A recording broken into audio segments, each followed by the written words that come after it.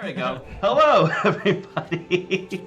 Welcome to Adrift and Aldhalor, our weekly actual play show set in our homebrew world of Aradune. Our music is licensed through soundstripe.com. Nope, we don't use them anymore, actually. It's musicbed.com. Soundstripe is a website we used to use, but it's musicbed.com. And our Ambience is typically through TabletopAudio or Syrinscape, though we don't use it as much as we used to. But they're great services for your own games.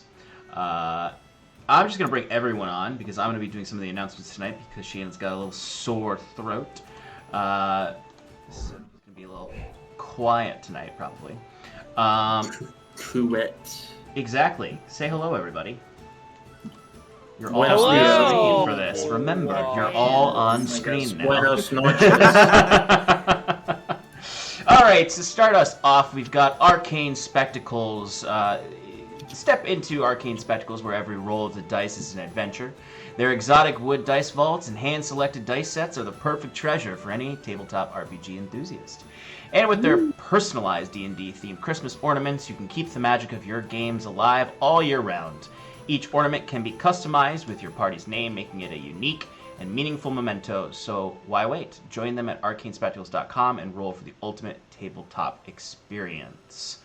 There are so many words here, Shannon.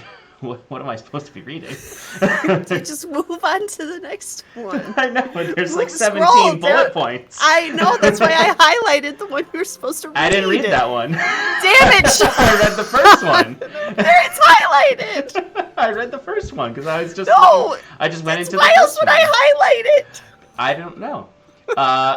Oh my god, scroll down, please.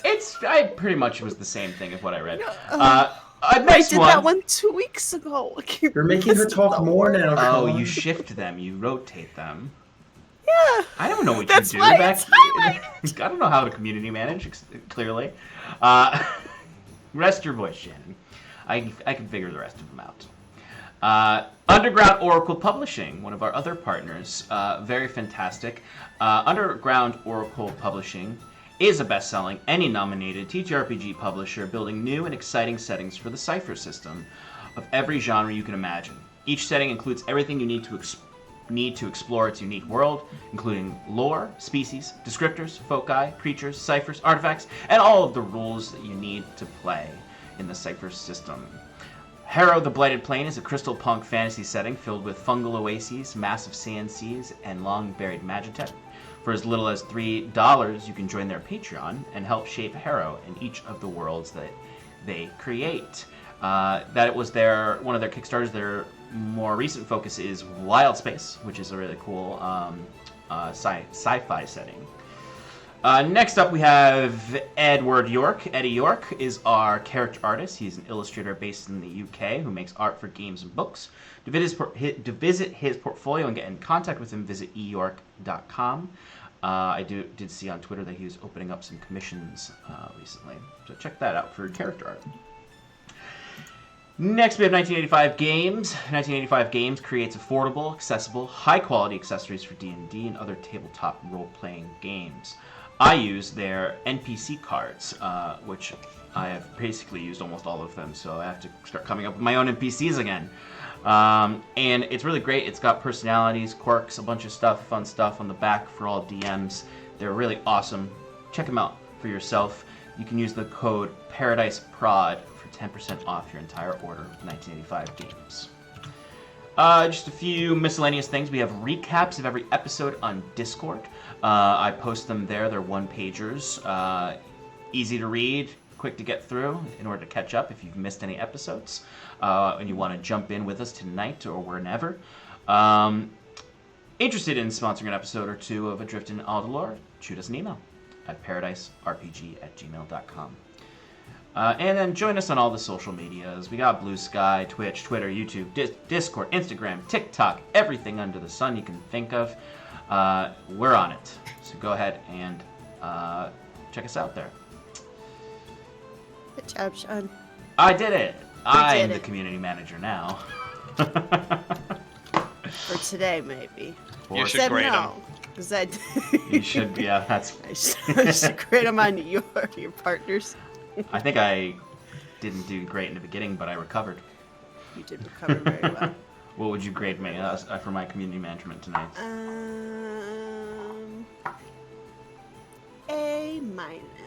A-, great. Yeah. I love it. That's better than I expected. C+. Now Stefan has to do the recap. He already did the recap. I already did it yesterday. You did it yesterday. Oh yeah. He didn't get a letter grade. I gave him a check plus. Why the fuck not? Because I don't grade them. They're not enrolled in the class. You're enrolled. I don't remember completing the paperwork. Yeah. I was auditing that class, thank you very much, and the grade was simply because I asked the professor how I was doing if I were to take his class. Fucking nerd. I gave him a check plus. All right, folks. Sorry about our overlay tonight. It's a little off because I got a new SSD, so all of our files are a little all over the place. It'll be fixed for next week. Don't you worry. But we're here. Our smiling faces. You just can't see our awesome art right now. But I'm not used to having talked so much at this point, and now I have to transition into the recap. So recap time. Yay. Last time on. I haven't said last time on in forever. I don't think I actually ever said that. We left off. Well, now I gotta change it. The milk people were traveling. God damn it. Shannon, No. careful. Careful, your scolding is gonna hurt your voice. Yes. She's incapable of getting mad at the milk people. We can I can now make become faces. the milk people without any repercussions. Oh, there's zero context for this joke. Honestly, I think there is context for this joke for how many times we've talked about True, it's created its own context. Yep. It's become meta. Alrighty. Last we left off, Iron and Mana began discussing their next quest and how they could best make a good impression upon the Commodore of Asia. Saskia arrived late to said meeting due to a run-in with her patron by the beaches. She had been searching for a particularly beautiful seashell to give to Jacquette as an apology for breaking his trust during the week prior. This little quest took her into the water where her patron transported her to a strange cavern with twisted sand statues of people, each holding onto a picture frame with a shipwreck portrayed.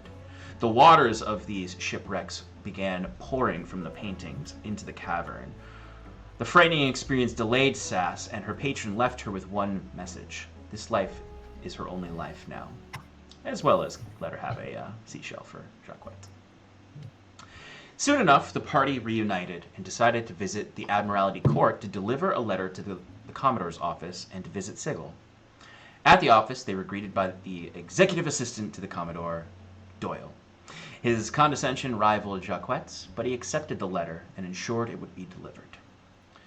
The party moved on to Sigil's library to inquire about their next quest. Upon arriving, Sigil asked them to travel north to find one of his colleagues, Professor Diana Nettle, as part of a larger quest. He introduced them to Cadmus Mavolo, a professor of naturalism. The posh tiefling asked the party to head north and break up a group of what he called anarchists associated with the Aradunai movement. He seemed to imply the use of violence to quell the protests of these individuals would be approved by him, as well as come with financial reward. The party agreed to let them know in the coming days if they would take on this quest. When alone, they agreed that they would take the quest, but debated the means of travel, on the Academy dime, of course.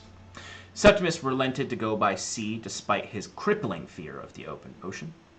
The party agreed that they would request to leave at the end of the week after Governor Saipajin's arrival in Hyven.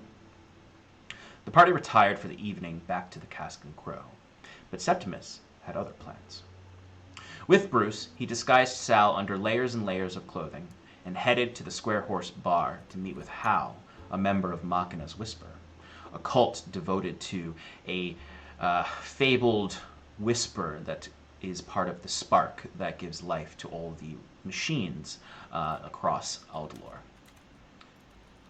There he showed Sal to the very excited Hal, as well as introduced Bruce to the barkeep. They spent the night discussing the Aradunai and other aspects of Sal's development. Hal brought up a shipment of ether he might have coming in, and how it is meant to open one's mind to the fabled whisper. Septimus expressed curiosity, but Bruce warned him on the way home that the substance was in fact a drug back in Halcyon. You are not muted, Mike. See the wisps. Oh man. We ended the night with most of the party back at the bar, retiring for the evening, except for Sass, who rung up quite a tab and must clean dishes to make up for it. I ran away from that. That's right, you did. You did She run did away run from away it. from that. You ditched. It's more like you ditched it than you ran away from it. That's true. I did. I did. But thankfully, Fearn covered your tab, and they're just gonna have a really crappy time. And whoever's opening up for the restaurant. All right. Well, that's our recap. You all basically at this point have retired for the evening and are going to be heading off to bed. So, I believe we will start the next morning as you all wake up in your respectable rooms or hostels or wherever you are in the city. Yes, Jacquet. What day is it? I was literally just going to check that. So it would actually not be. It would. Oh, I have to change. Would it be the 1st of It would be. Ilsa Vala? It would be. Fantastic.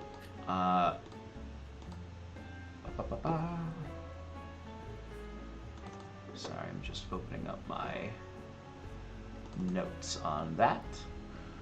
I got it. Isn't it Inarum? Thank you. That's what I was looking up. No. Yeah. No. Actually, yeah. No. It's not All right. Iluvania's from Gwenvalor, and when she exerts her reign on all living creatures of this plane, they will adhere to the traditional. God, who invited gloam. Huron to this game? Yeah. Also. Oh, sorry. I apologize. I didn't mean to interrupt. Hi, Miss Kira. Also, I forgot where I was going. It's Inarum. You were gonna go. Were you gonna go where what the day is? No, I was going That's to what say I'm wondering. Ilyavania's not It's here. dog, or Himmel, as some degenerates would call it. He is right. It is a Vensdog or a Is it Hemel. fight night? Or Mhm. a Phyticus Nidicus. It is technically Phyticus Nidicus, but it's I'm in a also living fight. only 2 days before the arrival of the governor, so fight night might not be going on. Oh no. Cancel fight night?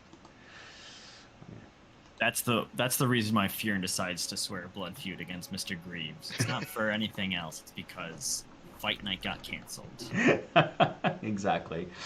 Okay, so for the most part, you guys all kind of have 2 days to yourselves before the next sort of thing that you're waiting on is when the governor formally arrives, or realistically, when the event is that the governor is like presenting to the city. And you would even start to see this like once you go for even the stroll last night back from the academy to the Cask and Crow Tavern, you would have started to see those posters again all over the place with details about where the governor is going to be presenting his sort of welcome, sort of like a parade, and that there was going to be a event basically by the dockside where the governor will be making a few announcements, as well as the Commodore being there, generally sort of a welcome event. But some are already there are rumors that the governor has already arrived in the city, and that the Commodore has already arrived, and that they just are keeping it quiet, and then doing their formal parade down Main Street into Dockside on the 3rd of Inarum.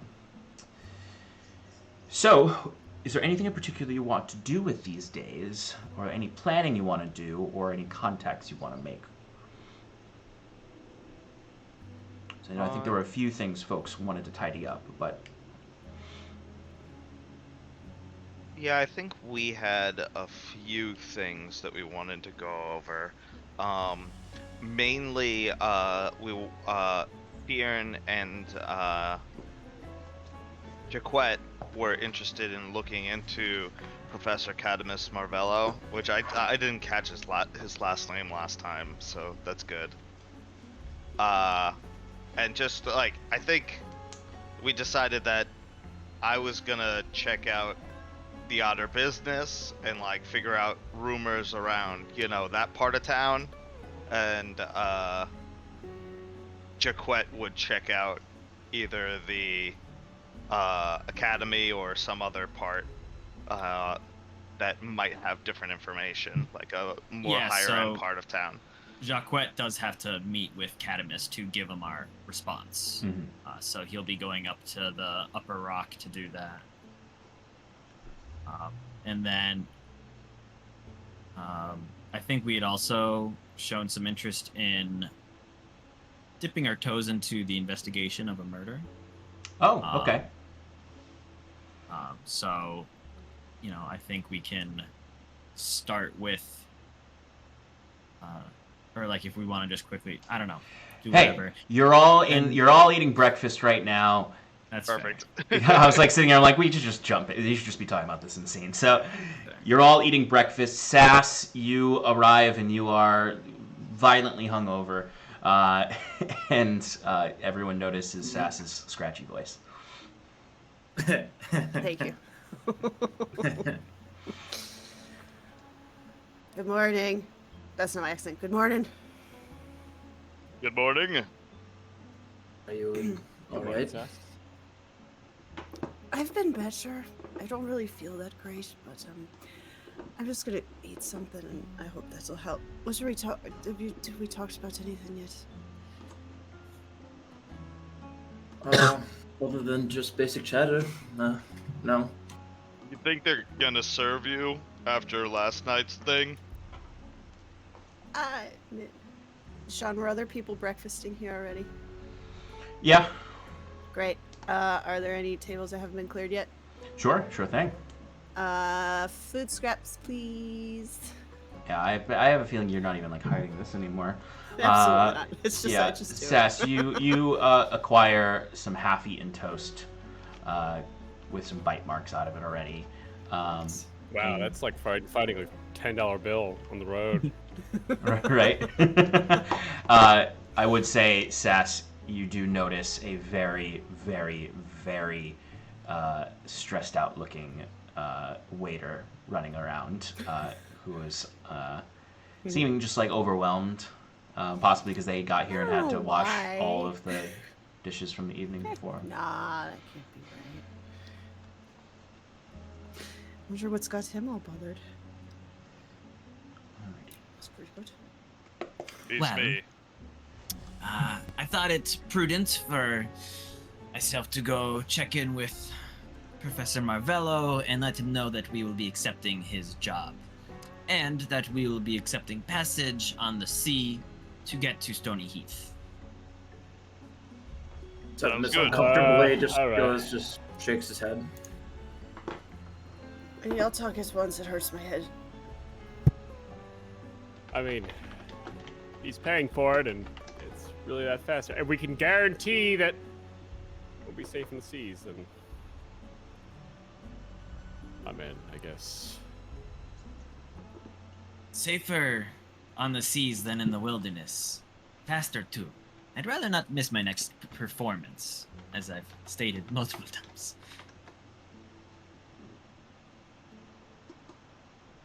Agreed.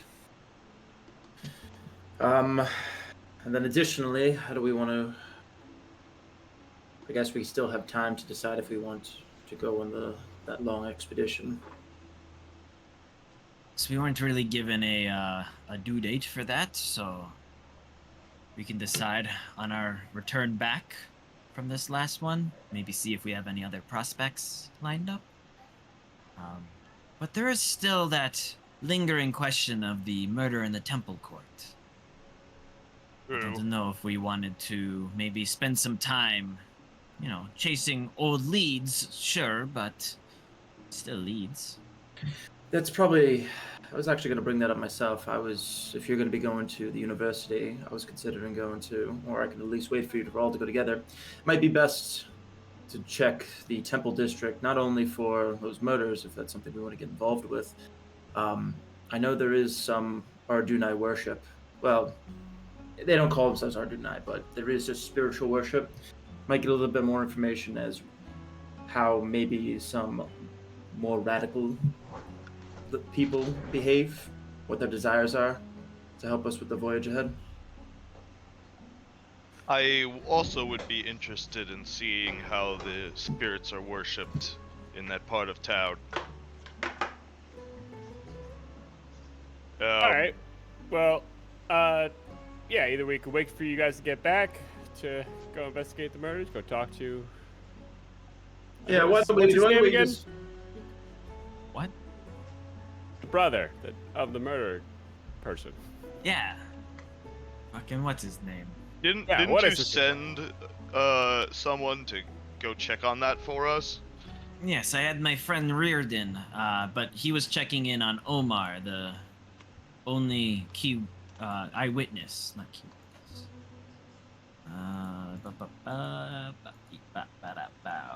Did I put his name in there? Oh no, I did not. I have it somewhere in my notes. I'll find it at a later date. But yes, there's the brother, there's Omar, and I thought just, while we're in the temple district, we might be able to investigate the site. My thinking was brother, eyewitness, temple court. This way we have some idea of, where to focus our attentions. Of course, we could go temple court, eyewitness, brother. It all depends where we think we'll get the most information from. Or we could do eyewitness, brother. The possibilities are endless, my friends. I'd say probably the eyewitness would be the first case to just get the full story. Any important details we could scope out after in the Temple District. Yeah. Okay. Did we not want to check out Septimus, or I guess we'll just ask while we're in the neighborhood? I want to make it clear that the academy and the temple court are on opposite sides of the city. Right, okay. You guys can all come with me to Septimus, that's fine. I was just gonna try to suss him out and try to figure out why exactly he's so keen for a violent resolution to the protests. You're so good at sneaky stuff and doing your criminal stuff. You could do that. You're really good at that. Jacquet glares at Sass from across the table and goes, I know I'm very good at doing sneaky stuff. It's usually That's better what I when said. I'm by myself. Right, Because that's what I'm otherwise saying. other That's people what get I'm in the saying. way and cause trouble for everybody. I understand that, which is why I fucking said it. Okay. I feel like I missed something here, but, Bjorn, you miss a lot of things around here. But that's okay. You're not here for your brains. Jacquet says, Hey. patting him on the shoulder. And then he I'd like to grips see his you bicep. try and read this book I've been working on. You show it to Jacquet. Yeah, I do. He starts thumbing through. Who's the author?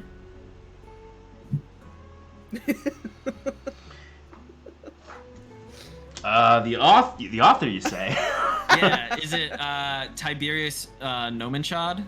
No. It would never be something so esoteric as that. No, it's clearly it's by Sean Publishing. O'Donovan. Penguin Publishing. Sean O'Donovan, this fucking hack. Where'd you get this? The fucking children's section? I got this from Sigil. He's a librarian, He's got good taste in books. And Jacquet will pause as he's kind of like thumbing through, and he goes, "Oh, huh. Well, good for you," as he hands it back to Bjorn. So if anyone wants to join me at Septimus, you're more than welcome. But otherwise, I'm gonna head out now. get an early start to the day, as they say, huh? I imagine it's like kind of late, and Jacquette, besides Sass, was the last to get here. Mm-hmm. Yeah. Okay, so Jacquette's going to go suss out Cadmus and accept the quest. And then, are you guys waiting for him to come back to go do the rest of the investigation stuff? Right? If you'd like, I can meet up with you somewhere. Yeah. How about while you go do that?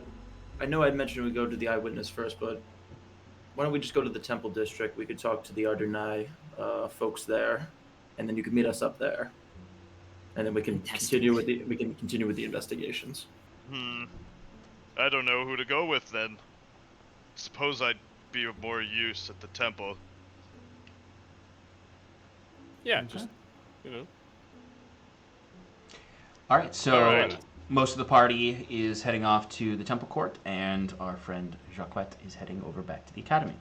Excellent. I also have very good news for you all. Upon further investigations of you guys agreed upon a schedule for the day, so you gain this much experience now. That's a big milestone. That is. No, I have very good news about your sea journey and its timing. I had quoted, I believe, 4 days to you all. Upon actually looking at my map again and talking with Stefan, it's actually only going to be 2 days on sea. Wow. You were right. do- It is 4 days, just, you know, two. That's what I meant all along. I knew that's what you meant, Sean. That's all. Because I looked at my map and I went, that's not as far as I thought. By sea, at least. By land, it is a very long journey. But also because boats can travel more efficiently than walking on land. Boats don't have to sleep. I've never seen a boat walk on land, sir. All of a sudden, there's screams in the city outside. We burst out, and there's a ship walking through the city. Hey, man, just wait Anything can until happen. that ship elemental comes out of nowhere. Or Septimus creates the first walkable ship. Yeah, literally, it's like everyone's like, "How do you get over the lands?" We have ships with very long legs, very, very long legs. That just crawl So over. they can go over the trees. Exactly. Just picturing an AT. Yeah, I was about to say, yeah, I'm just gonna make an AT-AT. I was They picturing. can just swim. They could I- doggy paddle also. I was picturing the spider machine from Wild Wild West. Oh, yes. I was What a great picturing, movie. what do you call it? Jacquette in his bathtub with like a little fake boat, like a little wooden boat, and he's like walking with his fingers as he goes along the bathtub. It's the perfect this idea. I don't know why no one has genius. thought of it. I love it. Okay, all right. So, the 4 of you, without Jacquette, head off. You all kind of split up. Jacquette heading up the causeway over to the Admiralty Court. The rest of you heading through the alleyway to Main Street to head up to the Lighthouse District, or at least up to the edge of the Lighthouse District, where you know it curves up to the Temple Court, which is opposite of the Admiralty Court. As we're walking, Mm-hmm. I would like to talk to the rest of the party real quick. Talk. So I think you all should know, I fucked up pretty bad with Jacquette, and he kind of hates me right now, and I don't know that I'm ever gonna get the trust back. And I just thought you all should know that. Do you want to 'cause give him a he was like- lollipop? I don't think that will help. I could try, but I really don't think that's going to help. To be honest, you've been fucking up with Jacquette ever since you two met each other. What did you do that was so bad? Yeah, something seemed off and a little tense. this Yeah, morning during well, I breakfast. mean, I will acknowledge that yes, I tease and all. Yeah, okay. So I took his shit, and he didn't like it.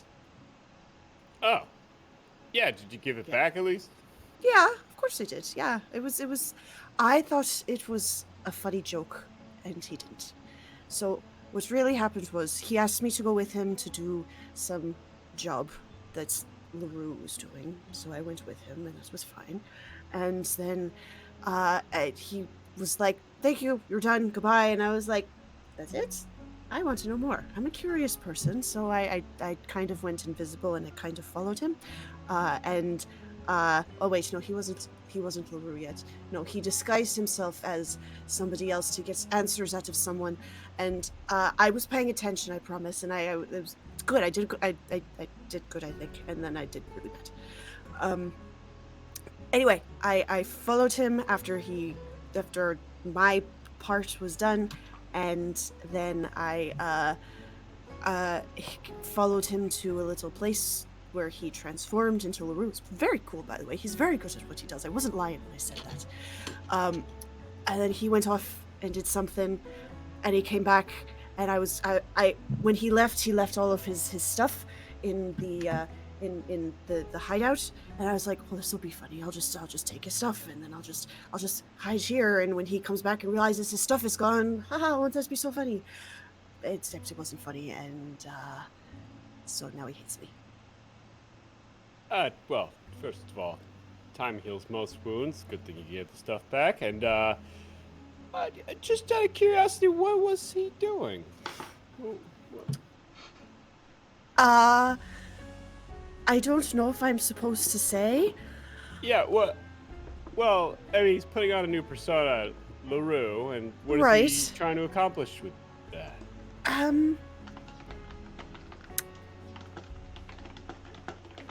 Sean, do I actually know that? I don't know if I actually know that. I'm sorry, what was the question?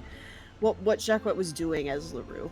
You don't really know. I mean, all you know is he was going around doing stuff. I mean, you did hear him. I heard the conversation that he was trying to shake somebody down for information. Yeah, and also you kind of weren't even necessarily paying attention to what he was actually doing when you followed him. Mm-hmm. You just kind of were keeping track of him. Yeah. Okay. So you don't really know that you don't know what he grabbed. All you know is that he grabbed something and then went back to this place. But do I know that it was stolen goods?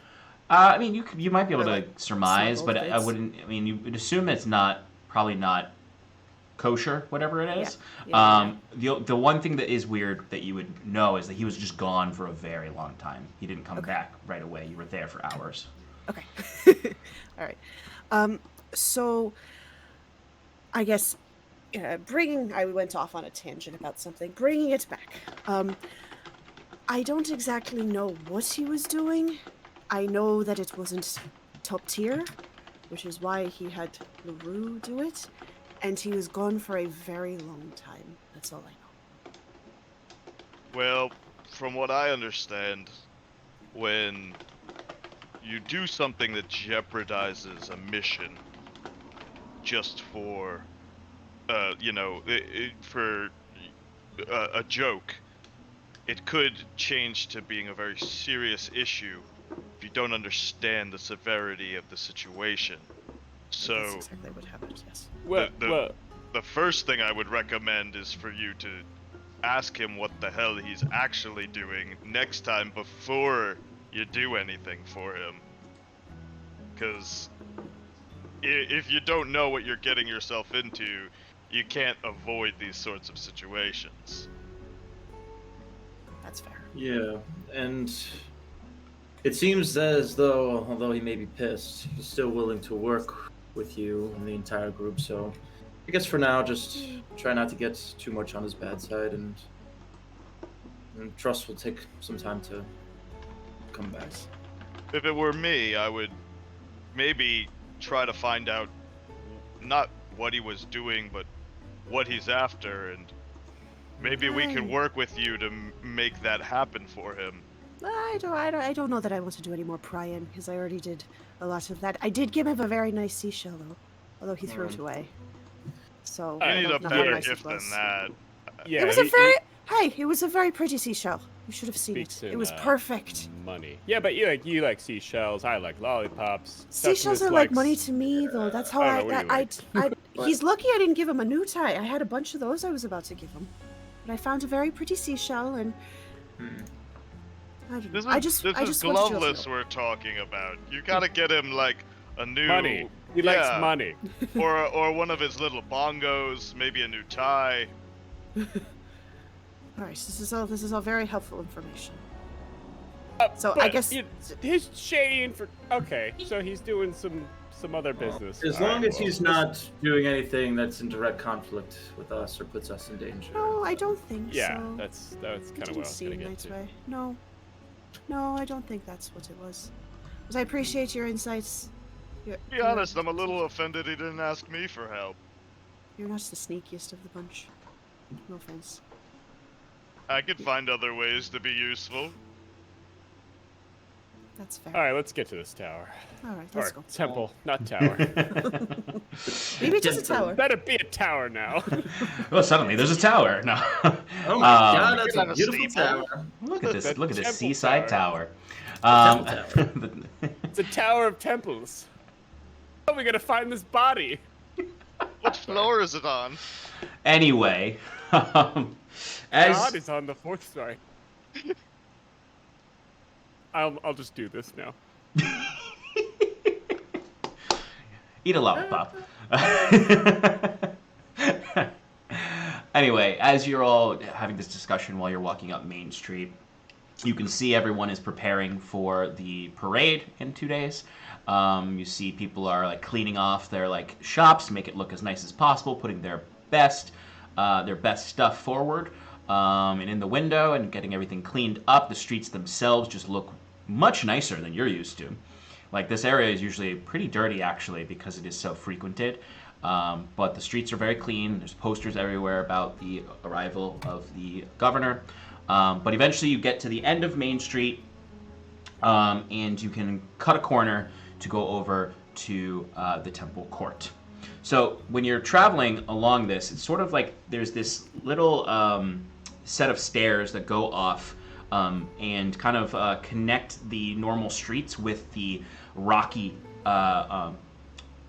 basalt cliffs that make up the lighthouse district. So you notice that as you're walking along the temple court, it ends, basically it's a narrow passage along the cliffs that then ends in a larger courtyard where you can see all manner of temples there. You would pass by the largest of these temples is it's not, I wouldn't call it a cathedral. It's a circular temple that you notice has an open roof design, and generally an open design. It's more akin to a set of columns and archways that kind of make up more of a garden, where you would notice several moon motifs, as well as several fountains and large, lush vegetation. You would also find an abundance of a particular plant growing in this area that you would all know as netherrock berry bushes. An incredibly invasive species that is generally weeded and destroyed when it's found, other than in temples to Ilyvania. Sometimes, like, it's basically now it's like a cranberry. It's just a cranberry that's everywhere. That cures a disease that doesn't exist here anymore. But most netherrock, if it is kept for a purpose, is sent off to Gwenvalier, actually, or is raised in Gwenvalier to be sent off to the Feywild to help cure the Feywild. Most of you don't really know that part. You just know, like, that netherrock is a weed. Netherberries. Netherrock berries are weeds. So you would notice this circular open concept temple. You would also notice a more traditional cathedral that looks a little bit run down, that has the markings of the Everflame on it. You would notice a rather utilitarian looking structure that's very much like brutalist in nature. And those of you, probably the only one who really know this one would be Bruce. you would know that this is the Noldori Collective, which is a very small religion that is primarily practiced by gnomes, but does have some others that worships Noldagra. So yes, you would have seen the Sept of the Moon, you would have seen the Noldori Collective, the Everflame Cathedral. There are 3 other structures that look like they're actually in use. One of them is, when you look at it, it kind of, you're like, is that a temple or is that like the tavern in this district? As you would see a very, very multi-floored tavern-like structure with a sign out front that says the Revelry of Roe. Those of you, most of you, other than Fearn, probably would know that that is a rather new religion that is primarily involved in like a clerical devotion to, for lack of a better way to put it, a good time. They call them tavern clerics, or innkeeper clerics. Those clerics of this religion are primarily tavern keepers, and they it ranges from what you might expect from a religion called the Revelry to people who just have a really significant devotion to hospitality. There are a lot of firbolgs actually are a part of this religion because they have just generally sort of an attitude akin to that hospitality aspect. Same with halflings, but also those who just want to have a good time. Ro is spelled R-O-H? Nope, just R-O. Gotcha. The next temple you would notice is much more akin to a mausoleum. Like, it doesn't look like a temple, it looks more like a tomb. And you would notice etched into the stone of this tomb-like temple, it just says, "Those beyond and those before." Septimus, you would know that this is a temple devoted to worship, esoteric, specific, ambiguous worship of gods who are potentially no longer around, dead gods, or those that don't have a large enough following to have their own temple. There is a particular clerical class that operates those beyond and those before temples. They're not in every single city. They tend to be in places where there's a lot of multicultural gathering or a lot of people coming in and out. And they essentially are godless clerics that devote themselves to providing religious rites and services to those who don't have clerics that are easy to find. And then finally, you would find a temple that is appears to be dug into the side of the basalt cliffs themselves, like almost like a dwarven settlement that you can see has a large archway entrance, rounded arch entrance, with 2 massive trees growing out of the rocks themselves that have kind of split the basalt rocks and dug into the earth.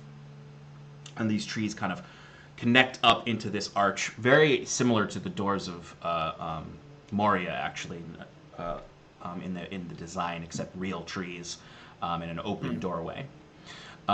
This you can presume, and Septimus, you would know, is known as the Kindred of the Mother, which is the spiritual worship of the Aradunai faction, and those who honor the spirits are within those halls particularly. Between all of these buildings, there are a lot of abandoned structures that were either like half-started temples, where you can see they like literally people left before there was finished completion. Some that are just completely abandoned. You would have known from Kellen that the murder happened in one of these abandoned temples, not in one of the operating temples. Hey, Sean, what's the property value of these abandoned temples? we can discuss that at a later date when I finish my Bruce is like, just my quick real estate assessment. manual of. Hold on, let me just roll a dice real quick. Yeah, give me a little roll. All right. Oh my god, actually, it's a natural 20. Bruce. Hold on to that roll. Yeah, we'll hold on to that roll, but Bruce, just to give you a little taste, it's these are the types of buildings that either either the deed is like lost somewhere, the plot of land is owned by some random person who's forgotten about this investment, or are completely owned by the Commodore's office, most likely, upon the abandoning of the property. Some of them might be owned by banks. Who knows? So there's probably some random fucking halcyon who owns one of them. Yeah.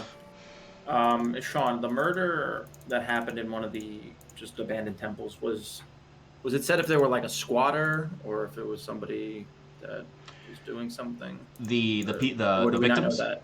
Yeah.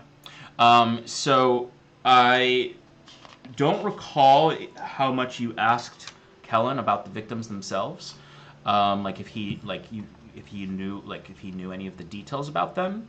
I think the only thing that you would have known is that one of them was Kellen would have described them as a hedge paladin, which would be a particular type of paladin that doesn't have like a particular church or god. They have an oath to the people, essentially, is their oath. They're like, my oath is to the road and protecting those who are lost or have are seeing hardship on the road.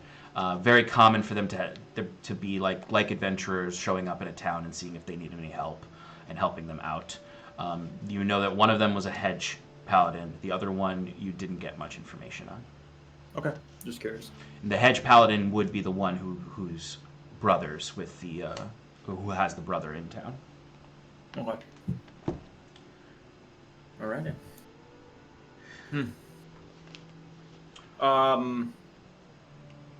I guess one more question too. The temple for the Ardunai. Mm-hmm. I wouldn't have been associated with that per se, right?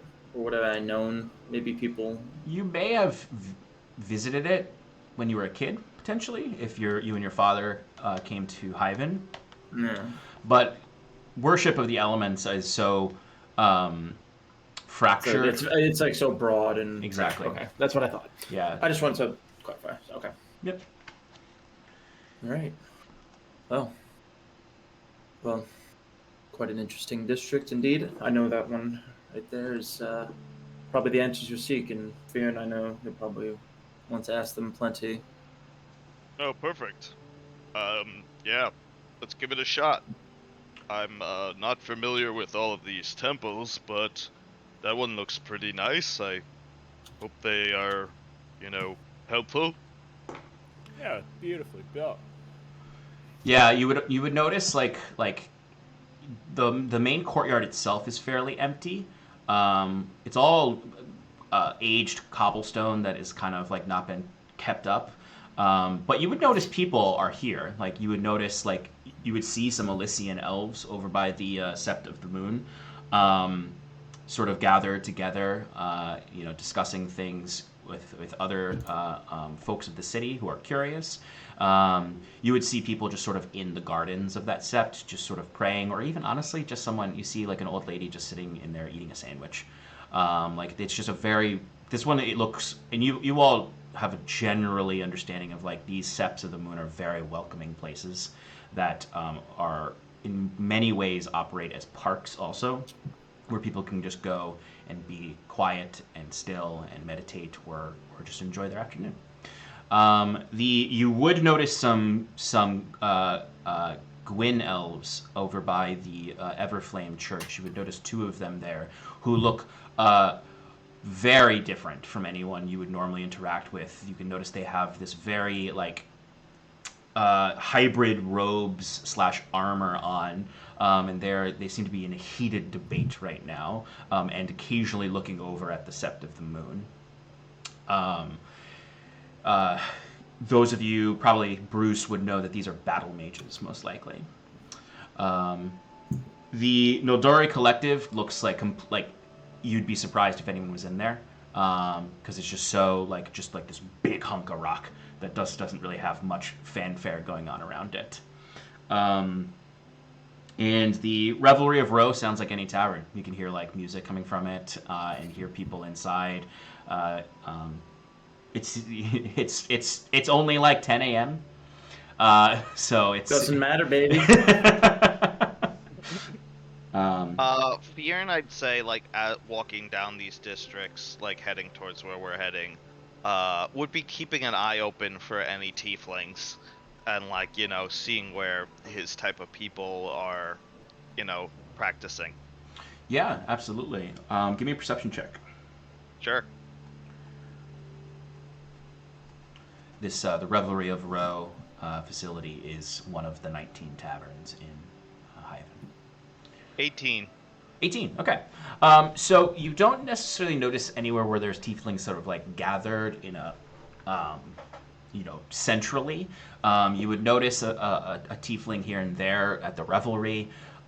You would notice probably a tiefling or two at the Everflame Church.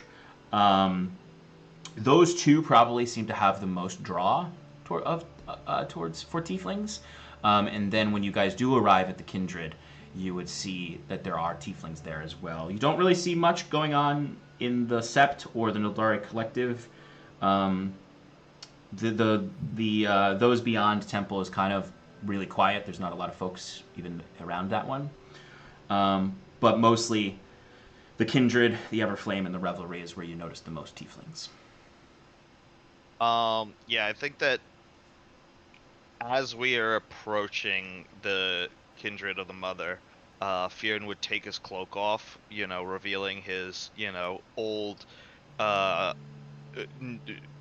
armor set from the north, with like his fur pelts on his shoulders and stuff like that, and he will,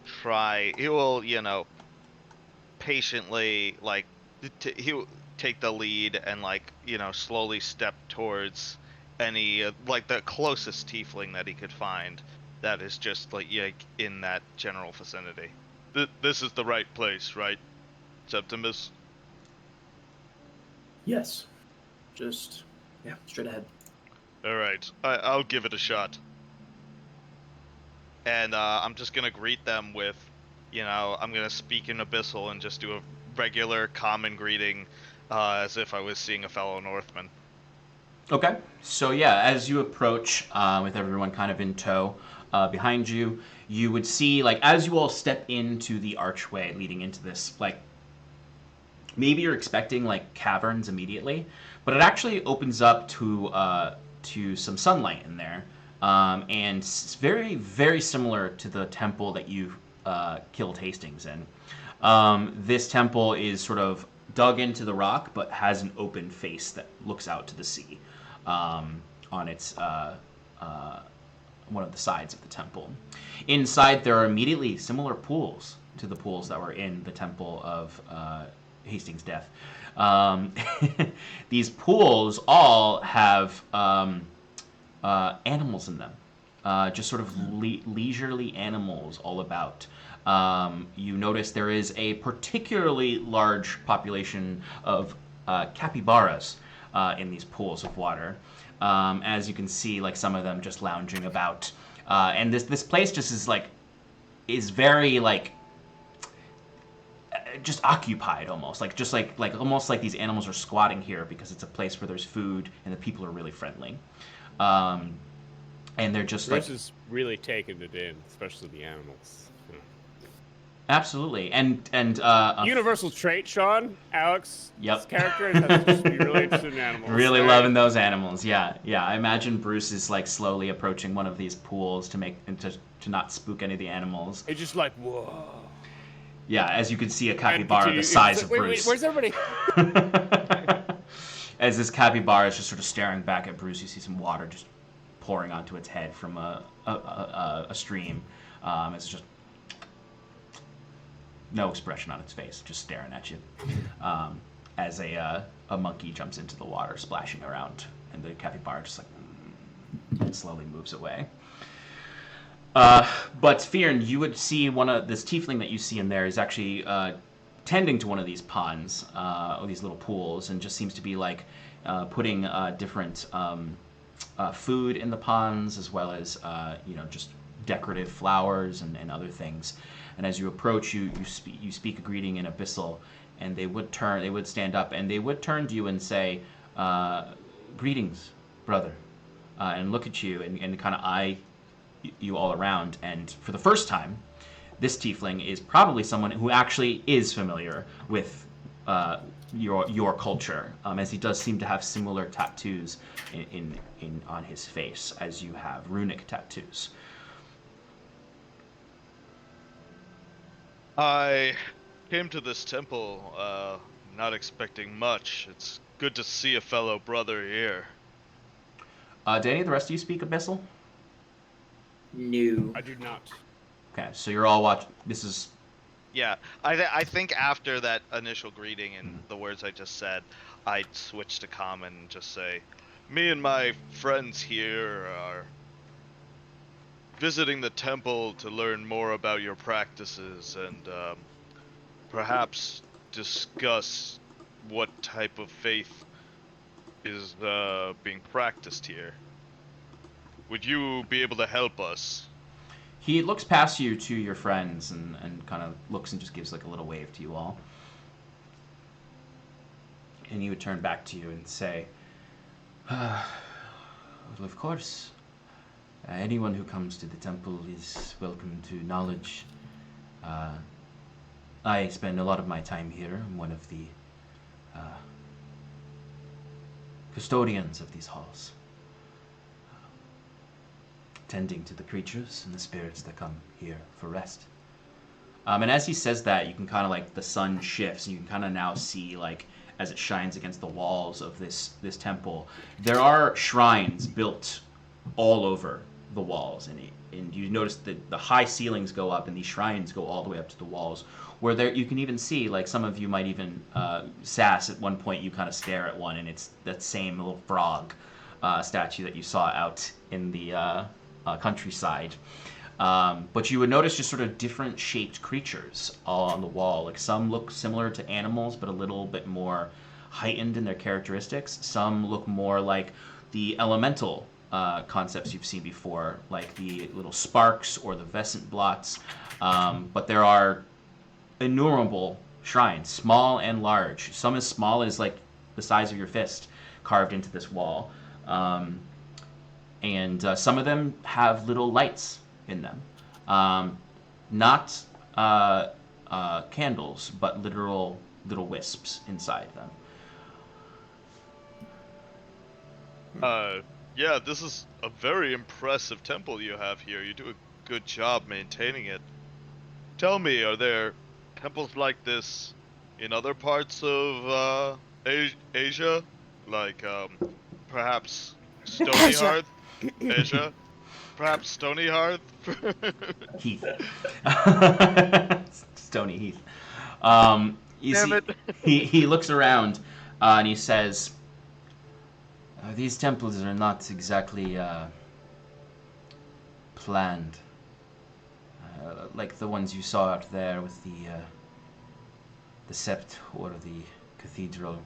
These temples are amalgams of time and the people who pass through. So each place you visit will have their own temple, so to speak. Stony Heath will have their own. Whatever the people there venerate, however they honor those spirits. This temple is most likely centuries old. Some of these statues were likely carved before the sodality was even unified under Passion. Some of them were probably discovered and were from even further back in time. Like much of the older structures of Hyven, it's from a forgotten era. So, to answer your question, you will not find a temple like this in Stony Heath, but you might find something else with the same spirit. Have you ever been? Stony Heath? No, I have not been. Sailed past, yes, but never been there myself. Well, I think you're doing a great job either way. I'm still not sure exactly what you do here. From where I come from, the spirits are meant to be respected, but also treated with caution. Treated with caution. It seems that you openly worship them here, almost inviting them. Is that... Am I correct? You would be correct. Worship is always a strong word. Even your own mission of your culture, of the culture of the North, of our culture, is worship is not exactly the right word. I and the other custodians here welcome spirits, as we welcome any creature who needs rest, as he sort of gestures into the pool where you can see a what looks like a wolf, a wild wolf. It's just sort of like on their back, kind of like shifting around in the water. How some of these creatures get here, I'm not always sure. But some have always been here. So no, I don't necessarily seek out spirits or worship them in prayer as other holy folk would do. I just welcome them and respect them, as all creatures deserve a little bit of rest. When did you come from the north? I was very young. Father was a trader, but he passed shortly after we left. And I was in the in-between lands for a while, but then found my way onto a ship. Made my way down here. I suppose if you were a trader, you must have been part of the Axelord clan then. That sounds right. Again, I was very young when my father passed. So I myself was never really a trader. More so odd jobs here and there. Never really was properly trained to take up the work. So I wanted to see more of the world. I'm fresher in the northern ways, so if you ever want to speak of the old religion, I'd be happy to share my understanding. Are you staying a while in Hyven? Most of the northern folk that I've seen come through here don't stay very long. To be honest, I'm not too sure. I've taken a liking to these others, and they seem to be starting somewhat of a business. I don't know if you've seen our ads in the paper, but we're known as Iron and Mana, trying to make a name for ourselves, which could require some traveling, but you should see me around. Well, hopefully you're around, because I would of course like to learn more. I've acquired some culture from those who passed through it, as he kind of gestures to the tattoos that he has. And he looks back to your friends and to you and says, Iron and Mana. I feel like I have heard that name mentioned. Not directly, and I don't read the paper. It's too stressful and tends to just get you riled up in a way I don't like. But I think I heard some folk saying that name around the revelry, actually. A lot of people passed through there, though, so it could have been someone who saw your ad. Perhaps. Yeah. There are some, we've met a few spirit worshippers around. Maybe you know, Dolvana, or perhaps, there was a bard that I met once on the road, Bendega, something? Yes. Many ask us about Fiora. She's so vocal about the spirits that many assume that she comes here frequently. We have a lot of fans come visit trying to find her. We fortunately have to turn them away because this is not a place for that sort of thing. But Fiora, I have met Fiora briefly. He stood me up. I was told to meet with her when I got into town, and she never showed up to the location. Well, Fiora is much like the spirits that we honor.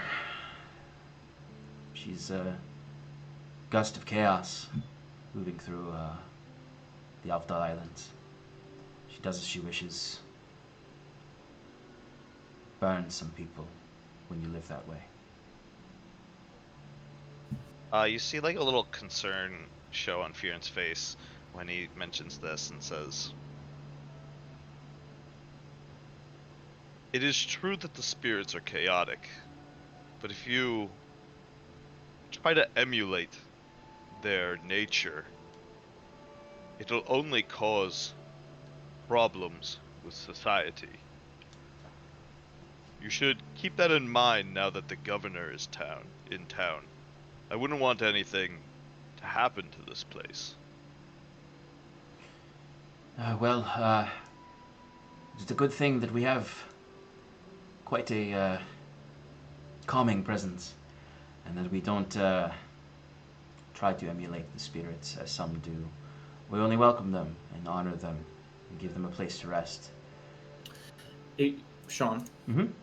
Quick interjection. Mm-hmm. Just history or religion, knowing of just like worshippers of the Ardunai in these kind of temples, like, are one of the principles kind of like passivity? Not passivity, but I guess non-violence is something that they espouse or preach. Go ahead and give me a religion check, and I'll say with advantage because of your upbringing. And I will say, just from traveling with Fionn, you would know that is not the case for his people. Yeah. Well, no, not for your people. I'm just talking to people in Aldhalor Islands, and that would openly worship in temples like this. 16. 16, okay. So you know that there is a branch of spiritual worship within the Aldhalor Islands and the broader world that does practice nonviolence. This tiefling clearly prescribes to that, and you can assume possibly the custodians of this temple do as well. And it comes with sort of this branch of the Ardunai. This is also kind of getting into a little bit of what Hal said to you of like the extremists versus the non-extremists. Right. The non-extremists are basically like sort of probably what Ardunai started as, which was sort of a movement to create a less destructive way of life. And part of that sort of naturally evolved into non-violence.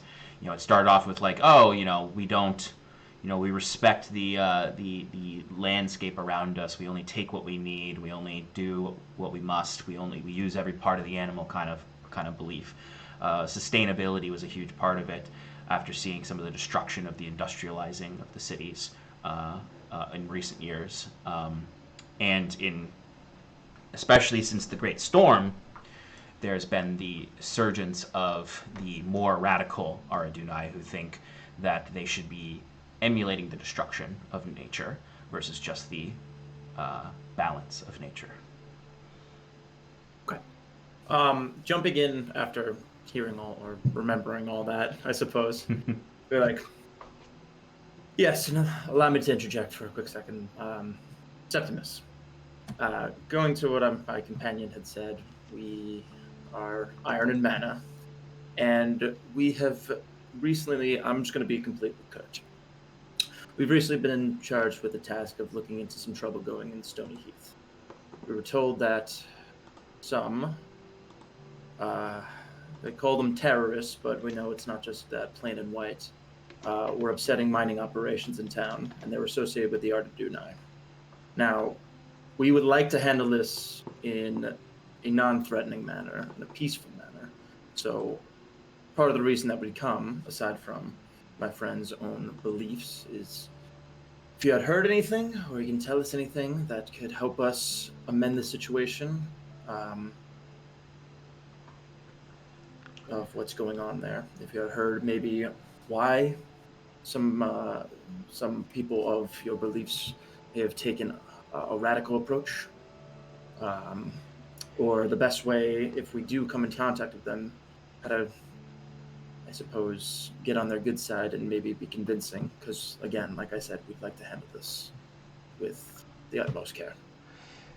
And you see he turns to you from fear, and you can see now that kind of like that scrappy looking wolf has kind of walked over and laid next to this tiefling, who introduces himself here as you interject. He starts petting this wolf as he greets you as you say your name, and looks to the others as well and says, "My name is Samuel. But as far as any disturbances in the north from spiritual worshippers, I know the anarchists you speak of, or at least those who, like I said to your friend here, Fearn, who like to emulate the destruction of the elements and spirits. If it is them in the north who are causing trouble in these mines, then it is certainly something that even I myself would hope can be resolved quickly, so they do not tarnish the land any further. But if it is a mine in the north, in Stony Heath, it's most likely because there are practices of this mine that are destructive beyond just the need for mineral or stone. And from my experience speaking with folk of the Aradunai, which I do not count myself as a member of, they will either be holding the mine hostage, if they are of the more destructive kind, or they are in some way putting themselves between the miners and the mine, if they are less destructive. Those of the Aradunai have strong conviction, and usually are not dissuaded from their goals easily.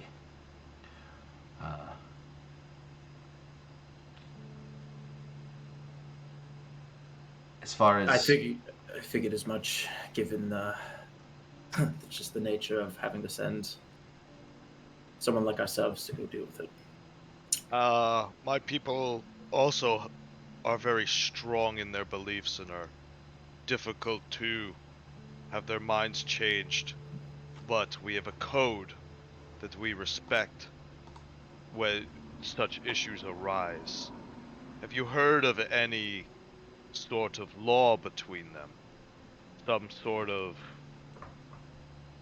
pact, or perhaps a challenge of some sorts that I could bring about in order to, have them listen? with the Aradunai, no. There are no rights of leadership or law between them. There is not a challenge you can do. They respect strength, that is true. You're not muted, Mike. Mute your mic. Mute your mic. Sorry. Slurping. Did we mention there's noodles in the pool with all the animals? Yeah, you actually hear, sitting in the opposite pool amongst a bunch of animals is just a guy who is slurping some noodles in the back of the room. And that is, I'm gonna say that's actually happening. Sorry. Can I have, while they're talking, can I just have been like at one of the pools, kind of just like running my finger through the water, and maybe there's like a turtle or something that I'm playing with? Absolutely, yeah. I absolutely see there's a little box turtle in there. And Bruce is right behind her, just Yeah. like watching her. We just, yeah. I'm listening, I'm paying attention, but I'm just like, I need to be doing something. Yeah, and as just Sass is playing. playing with the turtle, Bruce, and you're kind of watching, I imagine, like I almost imagine you like your nose peeking over the edge of the pool. You just hear like little oinks as a little pig comes up behind you, Bruce, and just sort of like starts sniffing at your bag where your lollipops are. No. Have you got a Little friend? spotted potbelly pig. Oh. What are Bruce you going is to like call holding it, the Bruce? bag up like towards. Oh, And as you lift it, it's just like likes jumping you. up on you now Oh. and just oinking Sasuke, I'm not tall enough. and snooting. I'll pick Fear- up the fear- pig. Yeah, I was gonna say. Okay, you're good. I'm gonna, because I'm one with pigs. Mhm. So I'll pick up the pig and just hold it for Bruce. Look how sweet he is. Go on, say hello. As soon as Sass picks up the pig and says that, it just lets out the loudest squeal ever. Oh fuck! Exactly. Well, it was just curious. It wasn't going to hurt you. I wasn't sure what I was gonna do. It's very, very, very sweet. Come look, I've made a friend. You see the pig has like kind of run away, but then like is like just circled back and is just slowly approaching again. Go on, say hello. All right, hold my bag, and then Bruce will go over and. Yeah, texture's kind of weird. The skin. Sorry. All right, I had enough. Yeah, Bruce. As soon as you pet this pig, and it notices that the bag with candy in it is no longer on you, it also has had enough, and wanders away. And you can see it just sort of like slowly leaps onto the edge of one of the pools. Its little back legs kicking as it slowly pulls itself and splash into the pool with a squeal.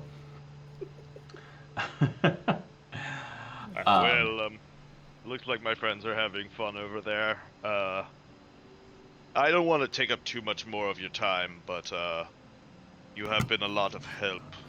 I would love Yes. to tell you more of your ancestors another time, but I also want to mention we have one other matter of importance that we're investigating. A couple of weeks back, there were some murders in the neighborhood, I heard. Did you hear anything about that? Slurp, slurp. I don't even know why I unmuted myself. I'm sorry. So as you ask him about the murders, he's had like a generally like a lackadaisical smile. Like he's like, this really does look like a man at peace. As he then kind of, that smile fades and he frowns and he looks kind of out towards the balcony area that looks out over the sea and then back towards the entrance you came from. And he just says, "The most terrible situation. I've heard of murders in the night, but didn't think anything would happen around here in a holy place, or at least consecrated places. I have heard a bit. I know that I know of the two men who were killed. One of them was, as you might know, a hedge paladin. Was actually rather well known in the court. Someone who did jobs for a lot of different temples. Asked for a lot of money when he would do something, and tended to have a bit more of a sellsword attitude than a man fulfilling an oath. Most hedge paladins don't ask for any coin. There's just lodging and food. But he had a bit of greed in his heart, I think.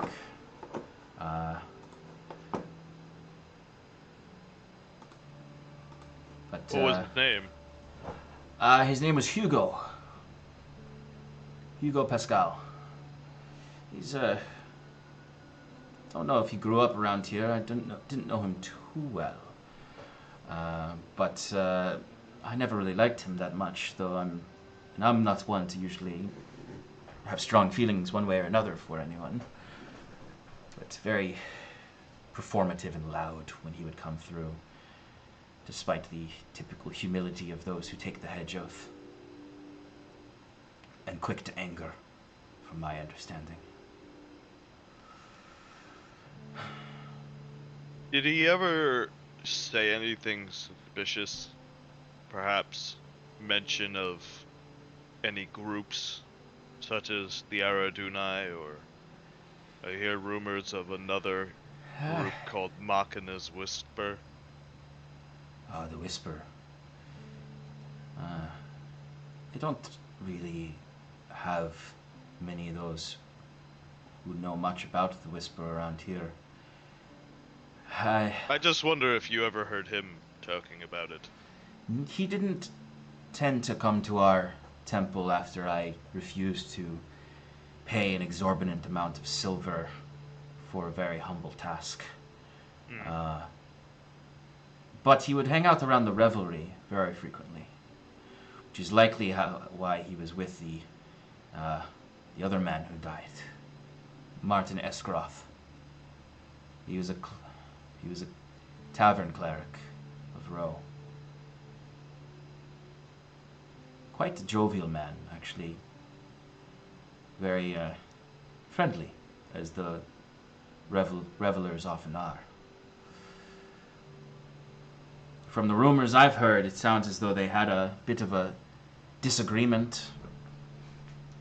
Some think that Martin was killed by Hugo.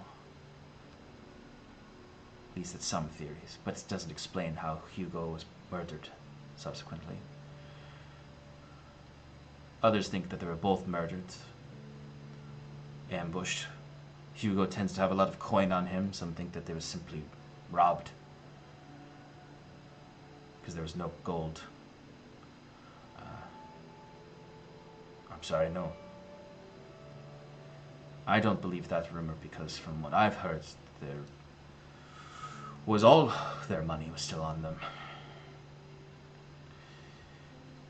A lot of people talk, particularly in the revelry, as the drinks often lead people to talk, and talk very openly and loudly.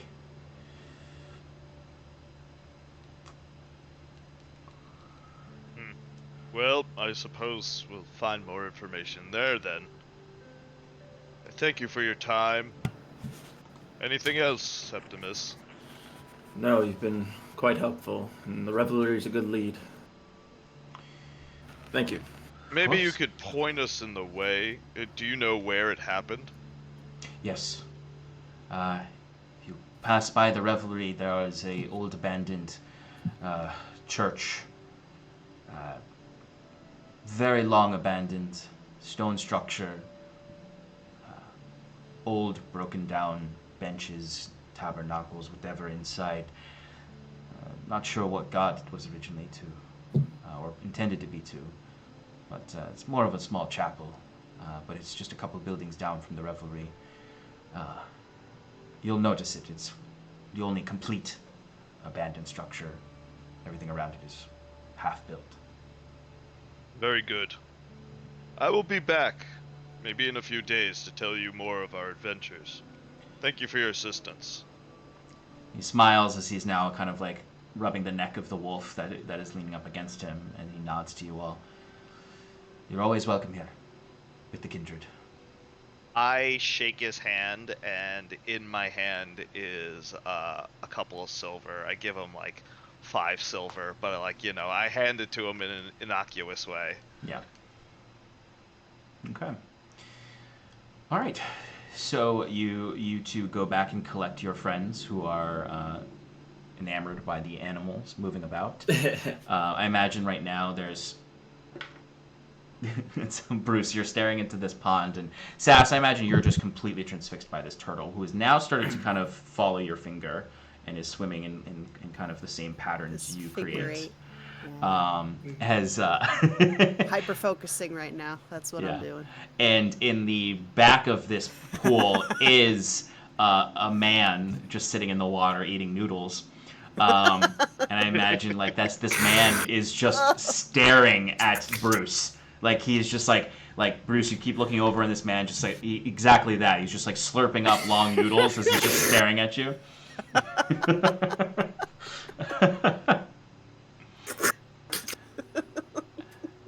As Bruce, you would feel, or actually, Sass, you have Bruce's bag. You would feel a tug on the bag as you look back and see a little macaw monkey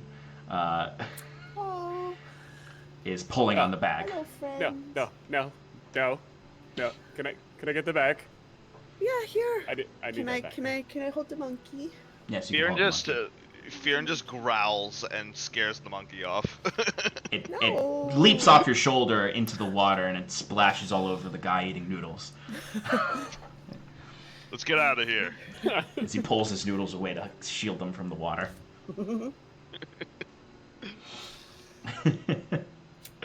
As you guys head out. I'd imagine we probably wouldn't, to everybody, go straight to row. Mm-hmm. I'd say I don't know how much time actually would have passed in game, but probably just wait in the center of Temple District for Jaquette. Yeah.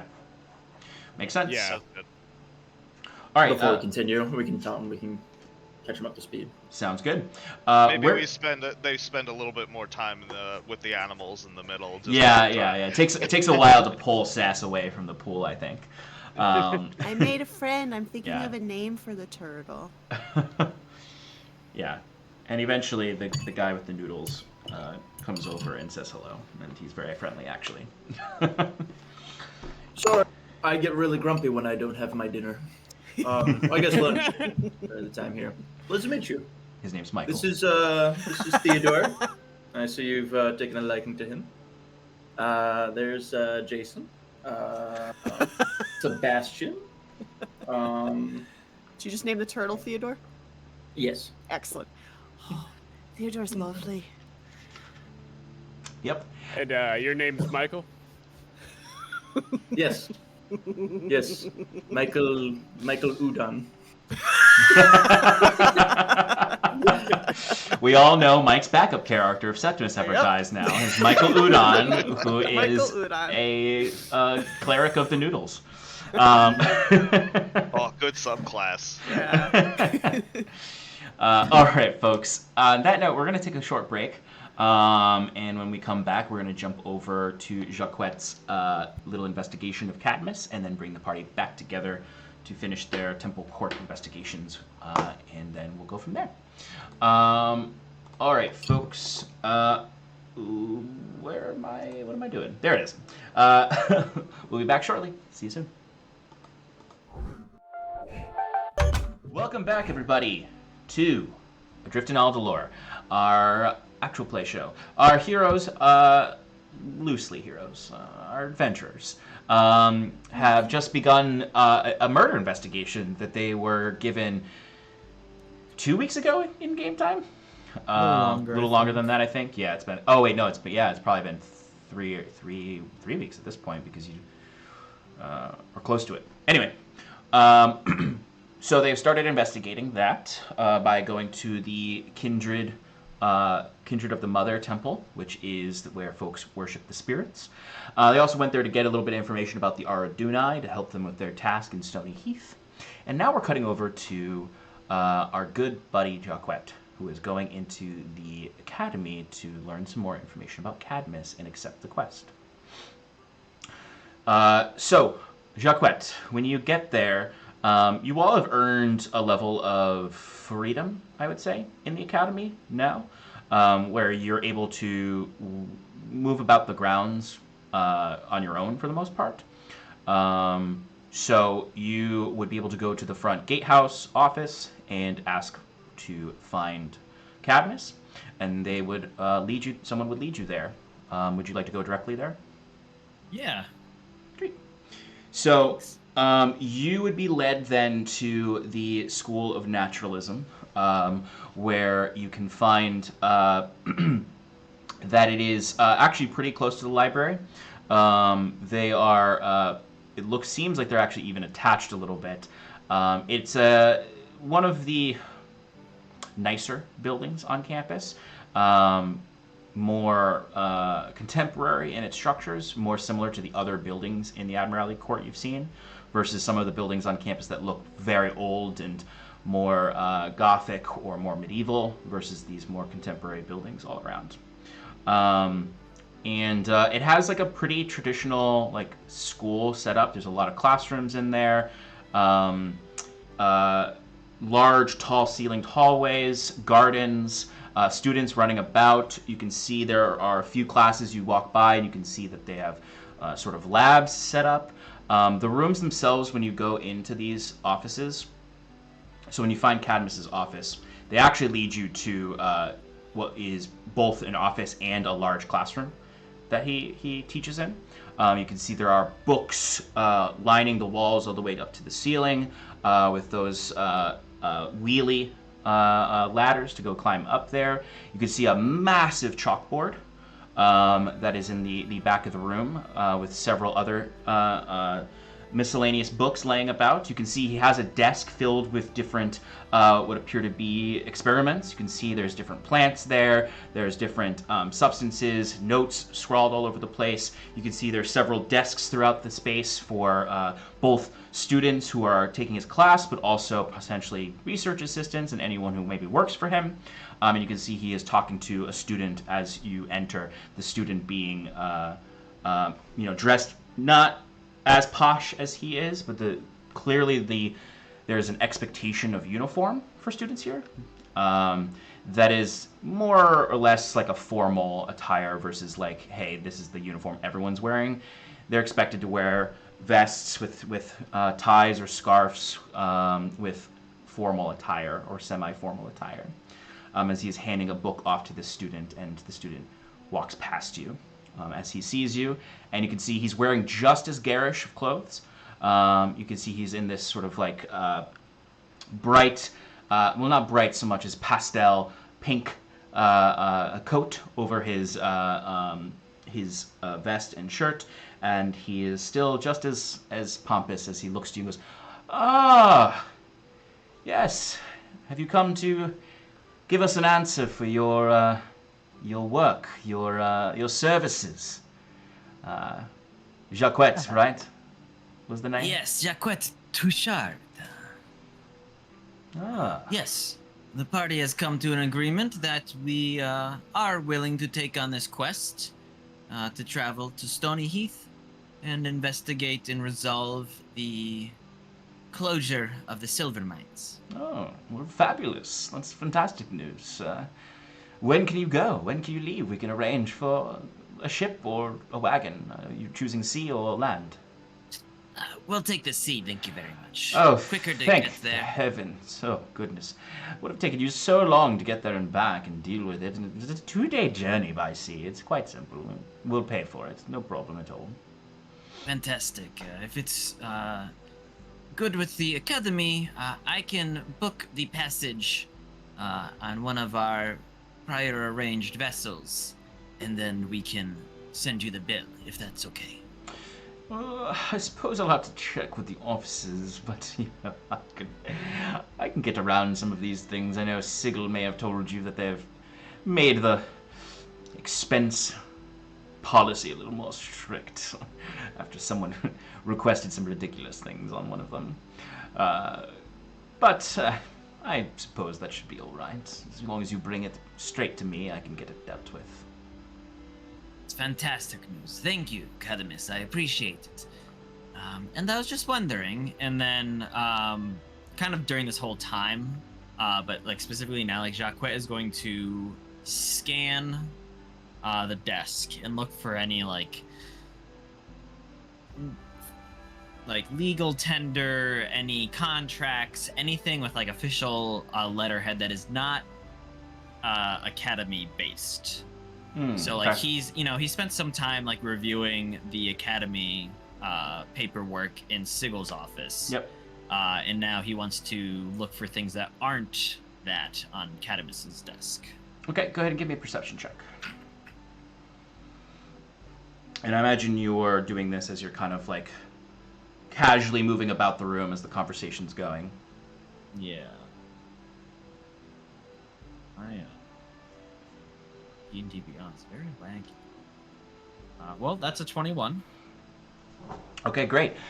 So, as I imagine you're getting closer to the desk casually, he kind of like stands up and moves about his office, moving some things around as he would be saying to you as you're peeking. Rudiman, can I get you something to drink? Some coffee, tea? What time is it? It's like 10 a.m. Okay. Coffee, tea, come on, Cadmus, you and me, he says, like, turning to address some more on, we're men of refinement. What kind of whiskey do you have on hand? Oh, you enjoyed the ski, do you? And he kind of looks past you, now that you kind of adjusted in the room, and calls out for that student again, and just asks him to bring 2 whiskeys. Of course, something stronger.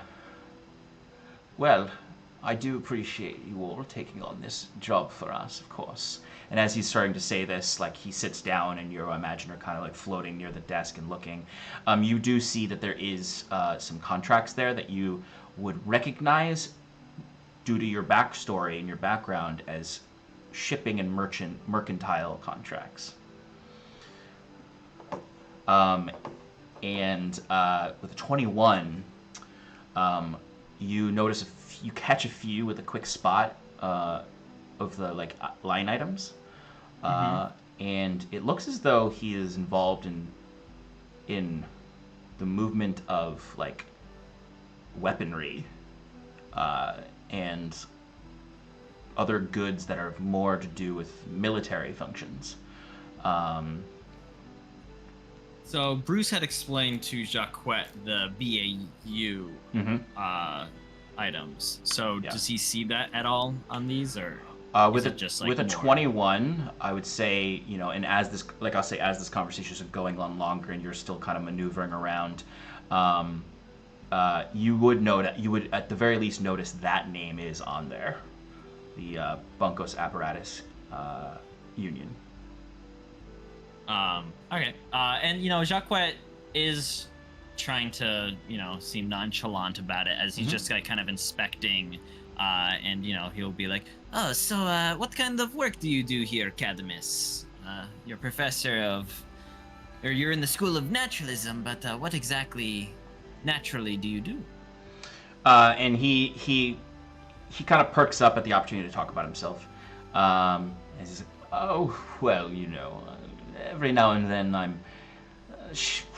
shuffle off out of the city and out of Aldhalor altogether to consult with other universities or academies. Particularly, I spent some time in Halcyon, where I've given a few lectures and worked with some of the fine scholars over there. In my particular area of study has to do with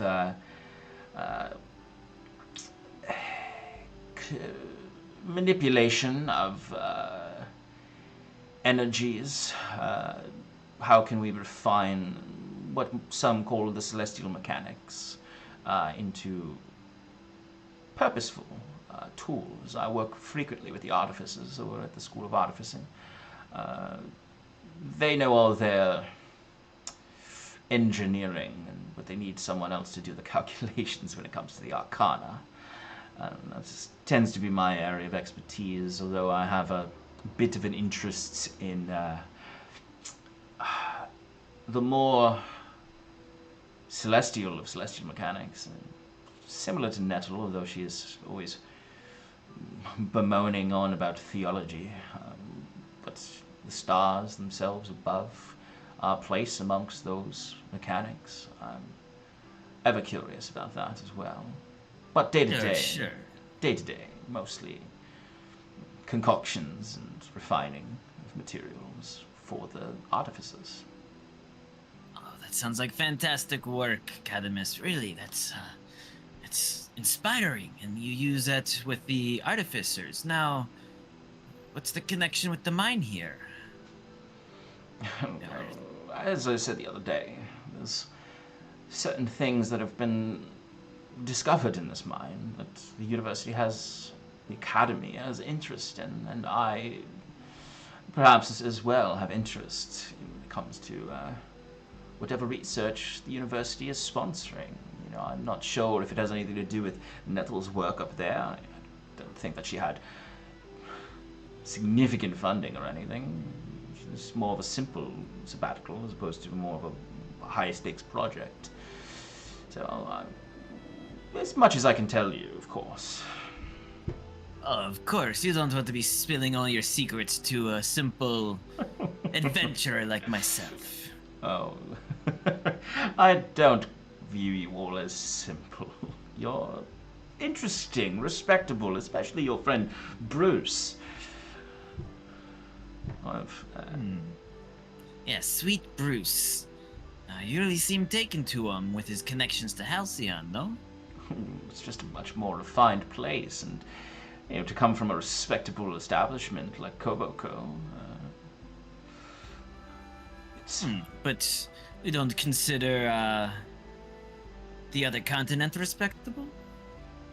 Oh, you speak of Gwenvalia? Yes. Well, I've not taken the long journey overseas with the sky ships over that way. I don't know, I just some of the politics of Gwenvalia seem so crude, and there's so much of the they're of more of a deep religious sorts over there. So much. Well, you want to talk about celestial mechanics? I mean, the gods literally fought a war. What, only a few decades ago there? I mean, Elysia is ripe for the picking in terms of artifacts of the gods. I am quite curious about the... if I were to visit anywhere, I suppose I would like to visit Torshid. The wizards there are said to be quite legendary, and that I have heard the rumors of the forgotten castles in the sky over Elysia. But I suppose I may wish to see the Rift someday. But the Feywild, I've just much less interest in, truthfully. Much more interested in the material beyond our planet, so to speak. You know, these planes of existence, yes, the celestial mechanics of them are fascinating. We know quite a bit about them. There's always more to discover, but what we haven't discovered is more of the primal plane of existence.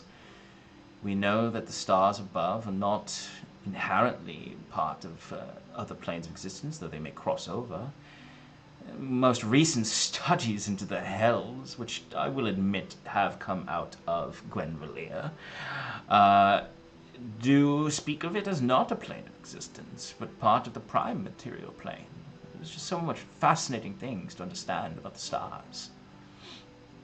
Of course, and you can't learn about any of them unless you set foot there and really dig in, you know? That's what I've heard, at least. Well, I suppose you're right, and I do rub shoulders from time to time with the envoys from Elysia. I've visited the Sept of the Moon. I understand that there's some access there, but ultimately, the clerics, they stop short of discovery. They're so satisfied by simple gestures. They go deeper, man. You understand, Shockwave. They're placated by a simple miracle, you know?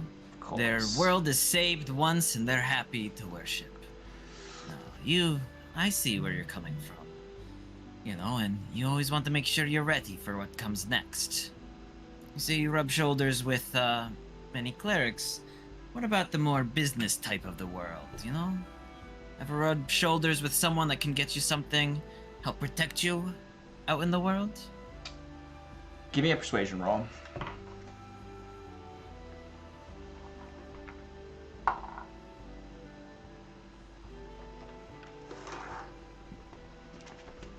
That's going to be 21. If it meets, it beats. So he looks at you, and about this time the whiskeys come with the research assistant, and he's scanning you now, and he's like sort of like turning the whiskey on the table in his hand as he slowly brings it up and looks at you. I suppose I rub shoulders with more than just scholars in Halcyon.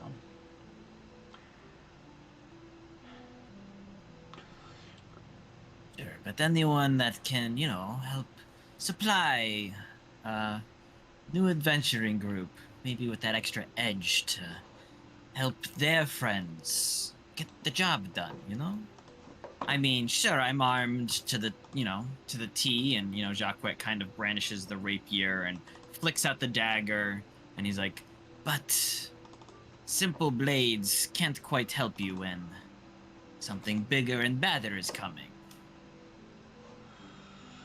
And Ivan is not a place to buy quality wares, as you understand. And as I understand it, many of Halcyon's more refined arms smiths, their wares are not allowed to be purchased here. I believe I understand what you're getting at, Jacquet. What was your surname again? Jacquet Touchard, from Domuzerum. Domuzerum. I've heard stories of that place. I've never been myself, of course. You really should. You want to talk about celestial mechanics? We have some of the oldest temples to the Goddrakes. Oh, yes. Fantastic creatures with a more material presence, if you will. I suppose that is true of all the gods of the world. The dragons are the ones most tethered to our own. Oh, interesting. But, Touchard, I feel as though I've heard that name before. Maybe you've heard of, my father. Oh. Renard Touchard. Renard. A fabled adventurer from the Domuzerum area. He, had a magic item shop. Oh. Perhaps. But in short, to answer your inquiry, I do know some people in Halcyon who do have investments in such armament. I don't necessarily publicize my relationships with this house. Though I will often admire them publicly, because I do think they are a great house of Halcyon. But, House Mara, the eminent Mara, they have sufficient investments in military productions, particularly those of new sorts, new technology. Of course, anyone with burgeoning investments in military equipment and weaponry would have investments in the Bunkos Corporation. That union has produced some of the latest technologies that equipped only the best. And if I'm understanding you correctly, you're referring to the lack of license to sell in Aldhalor for such items. So is my understanding. Well, I suppose if you're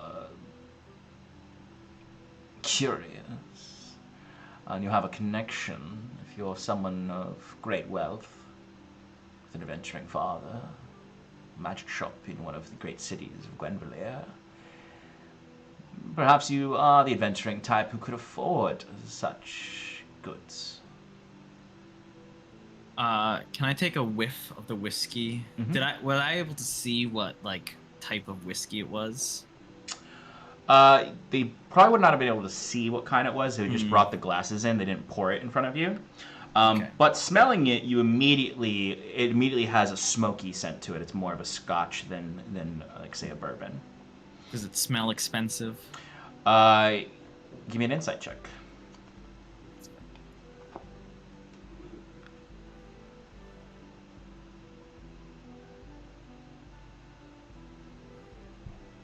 What's wrong with D&D Beyond?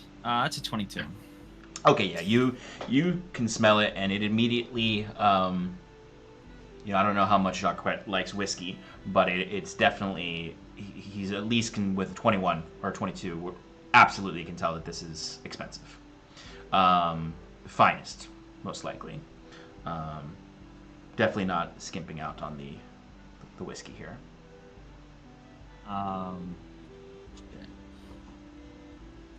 I'm gonna make a joke, and I forgot the name of the.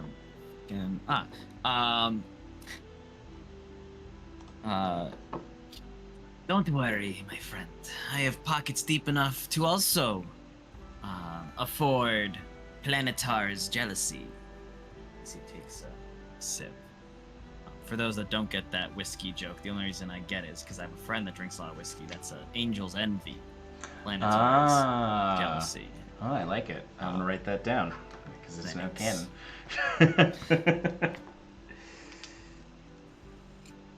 A celestial whiskey for a scholar of the celestial mechanics. Only makes sense. But the point I'm trying to make is that Jacques is trying to be like, yes, I have the money to afford. Yes, and especially with that 21 persuasion you had rolled, like you can tell, in addition to like knowing the whiskey with that 22 insight, like he is fast becoming friendly with you here. He's still, like, you can tell at the very least even though he seems very forward right now, he does seem to still be kind of like testing you though a little bit. Like he's, you might even surmise the whiskey was a bit of a test to see if you really actually like fine spirits, or if you were just showing. He's being loose with his lips, but you can still tell that he is choosing his words wisely. Well, a fine morning drink. I don't mind having one of these before my next lecture. Well, travel by sea to Stony Heath. Is there anything else that you need, Jacques? What I need is a few more of these and maybe a quality BAU at my side. No, I'm just kidding.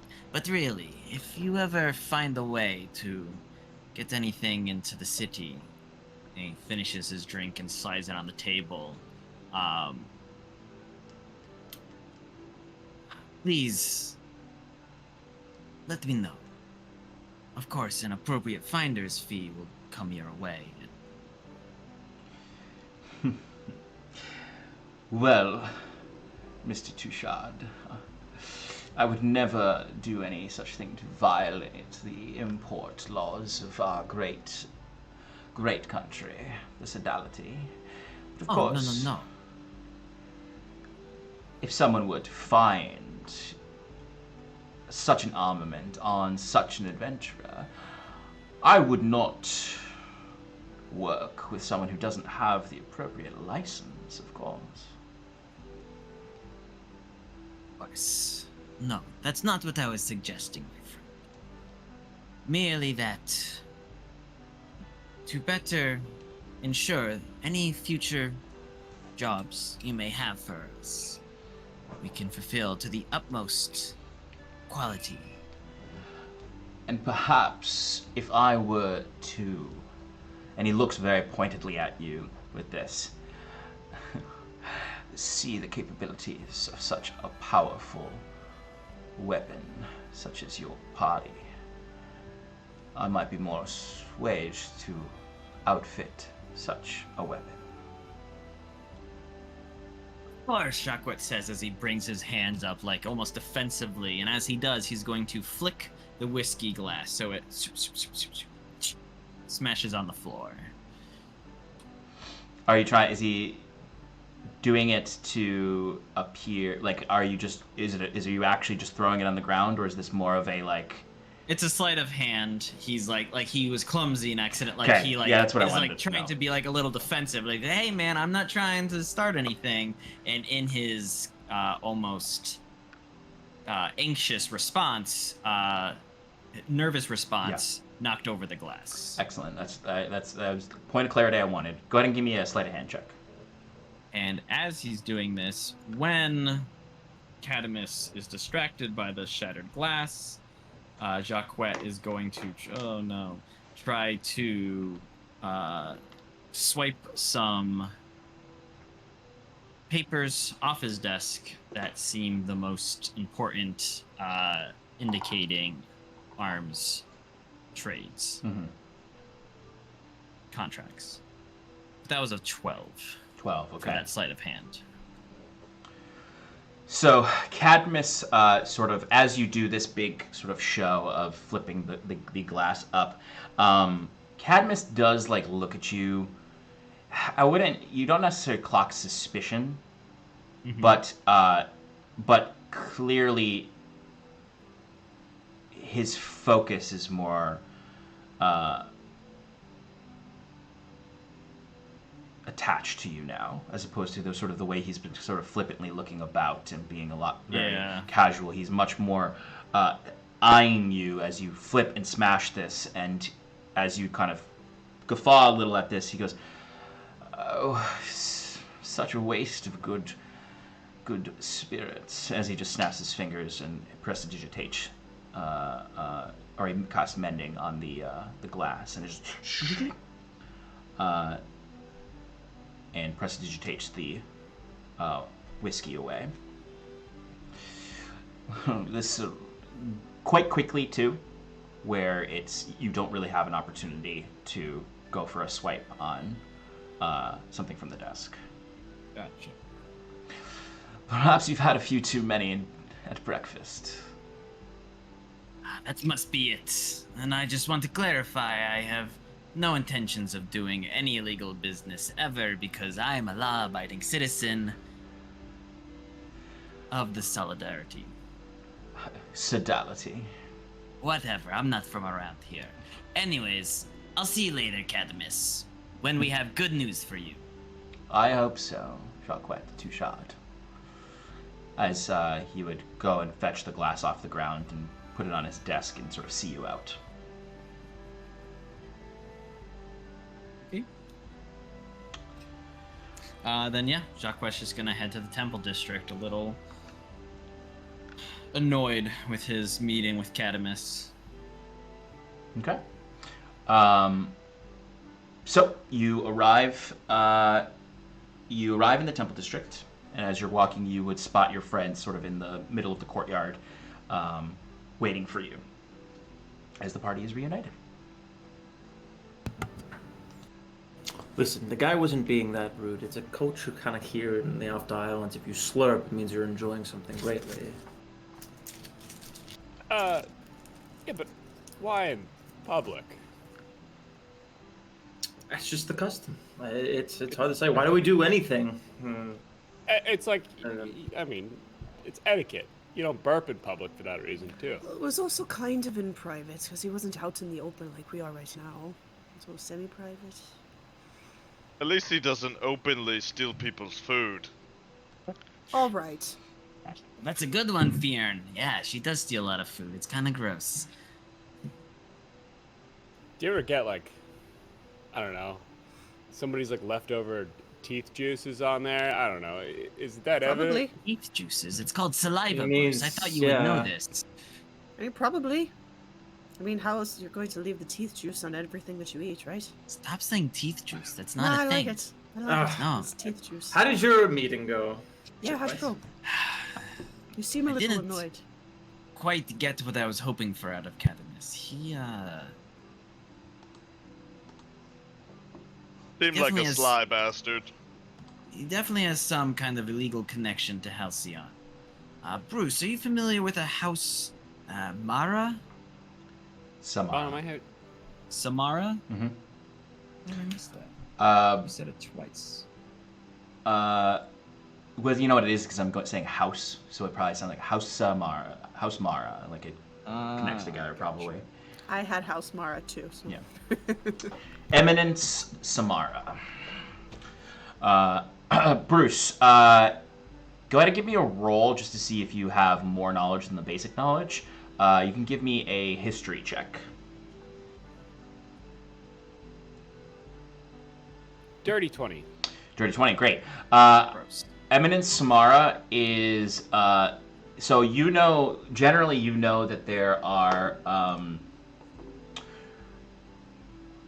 6 houses that are the top kind of like aristocrats of Halcyon, or the wealthiest families in Halcyon. And you know that Eminence Samara, their main investments are in military, weaponry, armaments, the creation of any kind of new technology. They invest heavily in it. They also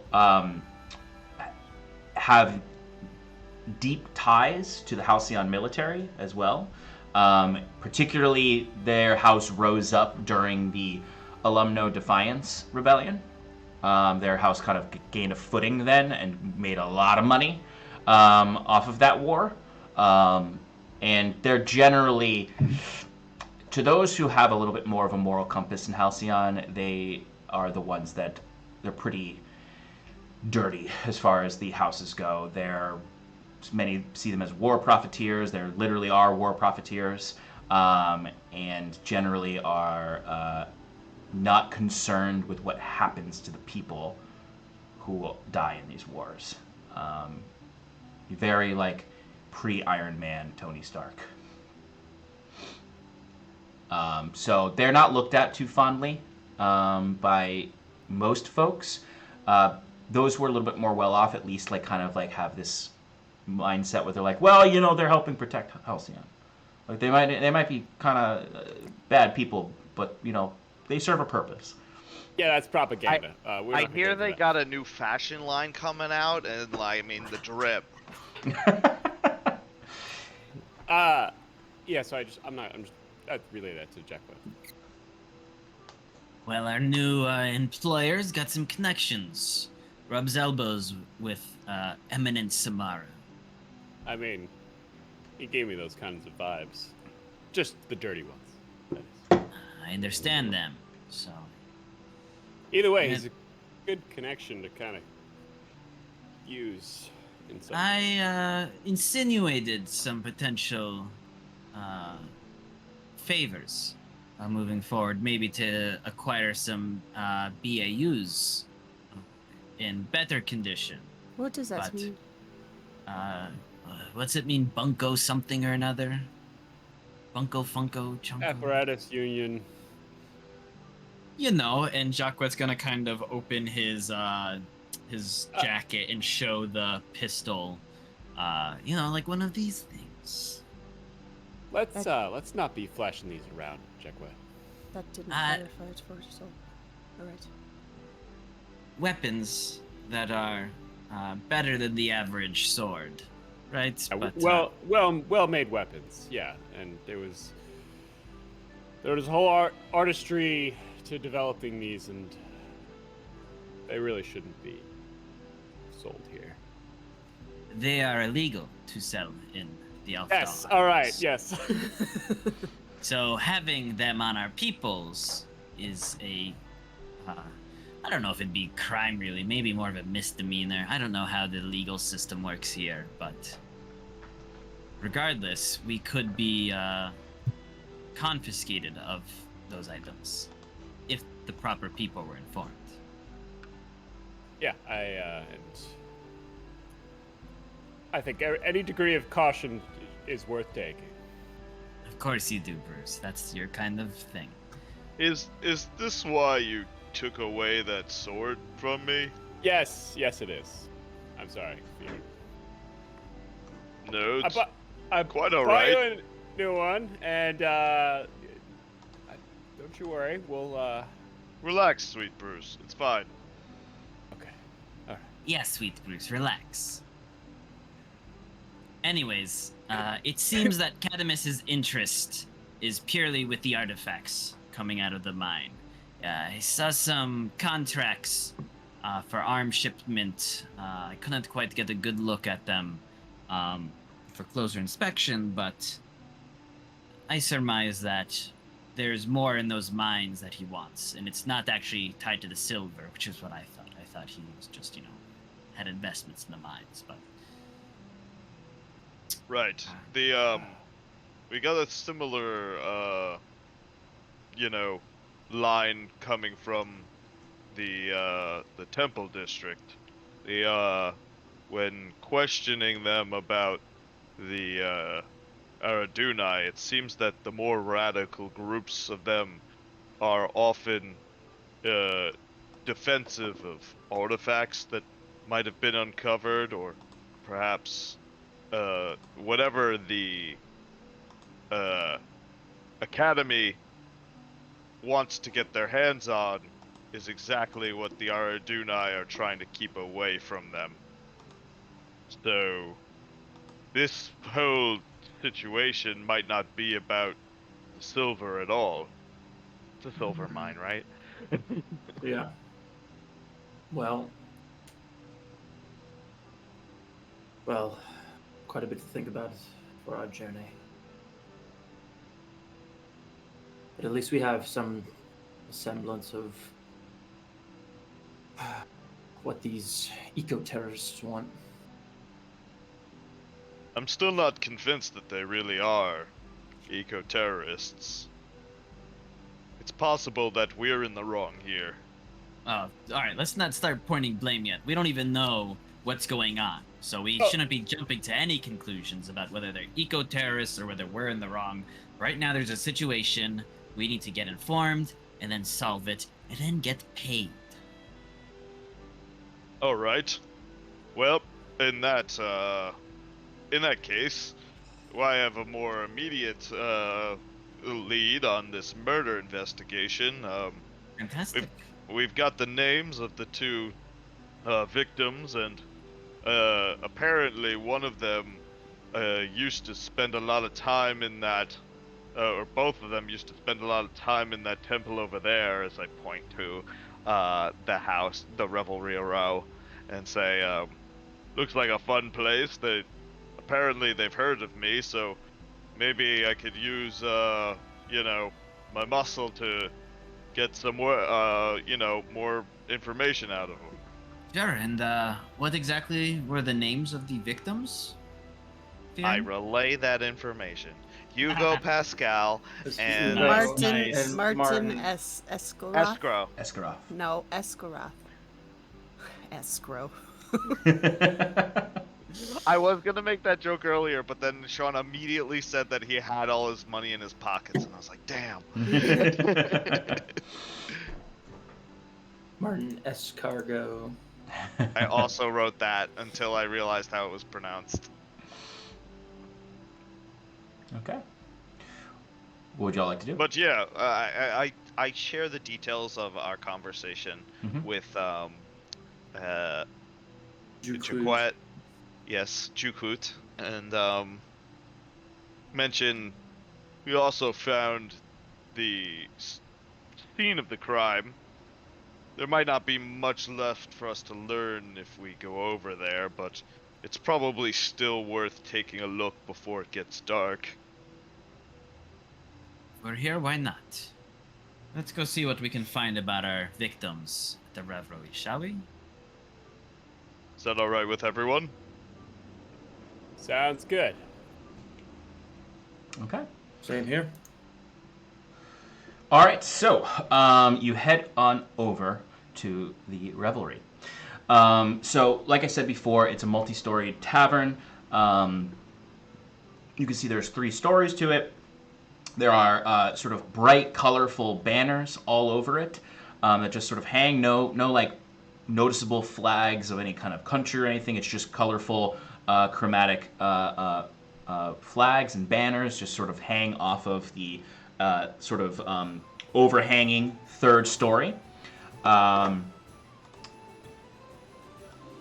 And it has like sort of like that Wattle and Daub style of structure to it, half timber, and as soon as you walk inside, like, you're greeted by a just absolute excited and happy group of people in there. It's not packed, like, it's still, it still is earlier in the day, so it's not like a full party's going on in there. But you can see there's loud music playing. There are people dancing. There's people sharing drinks. There's a lot of food. As soon as you step in, like, you're hit with a wall of just, like, the delicious smell of a feast, basically, happening in here. As well as just sort of, like, a person coming right up to you immediately. That you see this this half-orc woman comes up. She is wearing sort of this half, like, robes that you would see in a cleric, but then they're also, like, kind of like a bartender a little bit, a little lederhosen-esque, as she immediately comes up and is just immediately goes in for a hug to whoever is the first person in the door. Please tell me it's Bruce. No, it wouldn't be Bruce. It wouldn't be. I'd assume it was me. Yeah, that's probably you. Yeah, so Fear, she goes immediately up to you and gives you this big hug and just says, "I'm so happy that you're here. Come on in. All of you good friends as well. Come in. Eat, drink, whatever you'd like. It's on the house for new guests." Whatever we'd like. Of course. Don't mind if I do. And I shove past Fear. It's lunchtime, of course. What else do you expect? And you... Go ahead. How do you keep this place going? Very generous of you. We find the more generous we are to those who stop by, the more generous they are to us. We don't pay for anything. Everything's donated. As you look back and you see, like, a really lovely feast of smoked meats, breads, cheeses, fruit, some soup is there. There's a big cauldron of stew. Like, it's anything you could wish for is here. As she looks and says, "Of course, it's never too early for a little bit of ale. Or if you're not of the stronger persuasion, of course, we have some sweet milk, we have some water, some lovely coffee, tea, whatever you'd like. Welcome." Well, I was raised not to look a gift Auroch in the mouth, so... I don't know what that means, but I love it. Very good. I go and I start eating. I've completely lost track of the plan. Yep, I'm already up there just stuffing my face with food. It's like, you guys have got to try some of this. It's so good. Yes, We were hoping- anything is good if it's warm, because you eat mostly stolen food. I also, Sean, if there's like any sort of like organized dancing that's happening, I'm 100% getting in on that. Absolutely. Yeah, like, just like general vibes, like there's probably like, half a dozen people dancing in this very small dance floor that is next to kind of the hearth. You can see it's a very simple band playing, but it's just classic kind of tavern jigs and whatnot. So it's not so much like an organized dance in the sense of like they're, like trading partners or anything like that. More of like people are just kind of going at it, and like they are kind of like passing to each other here and there and just dancing however they'd like, really. Right, I'm in the thick of it all, just twirling and twirling, and I'm sure I've got a mug, and maybe at some point I'll whoever I'm dancing with, I'll be like, so I heard that there used to be some fellow that used to come here, but not anymore. Somebody named Martin. I love it. So as you're dancing with this person, they they were like smiling, and they weren't really even paying attention to who you were. They were just kind of like you're arm in arm spinning around.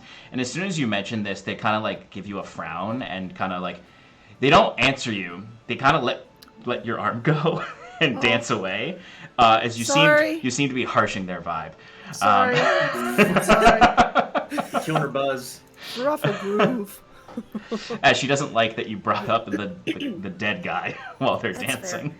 That's fair. Well, cheers. Sorry. As soon as you cheers, someone else comes in and grabs your arm and brings you right back into a dance. Excellent.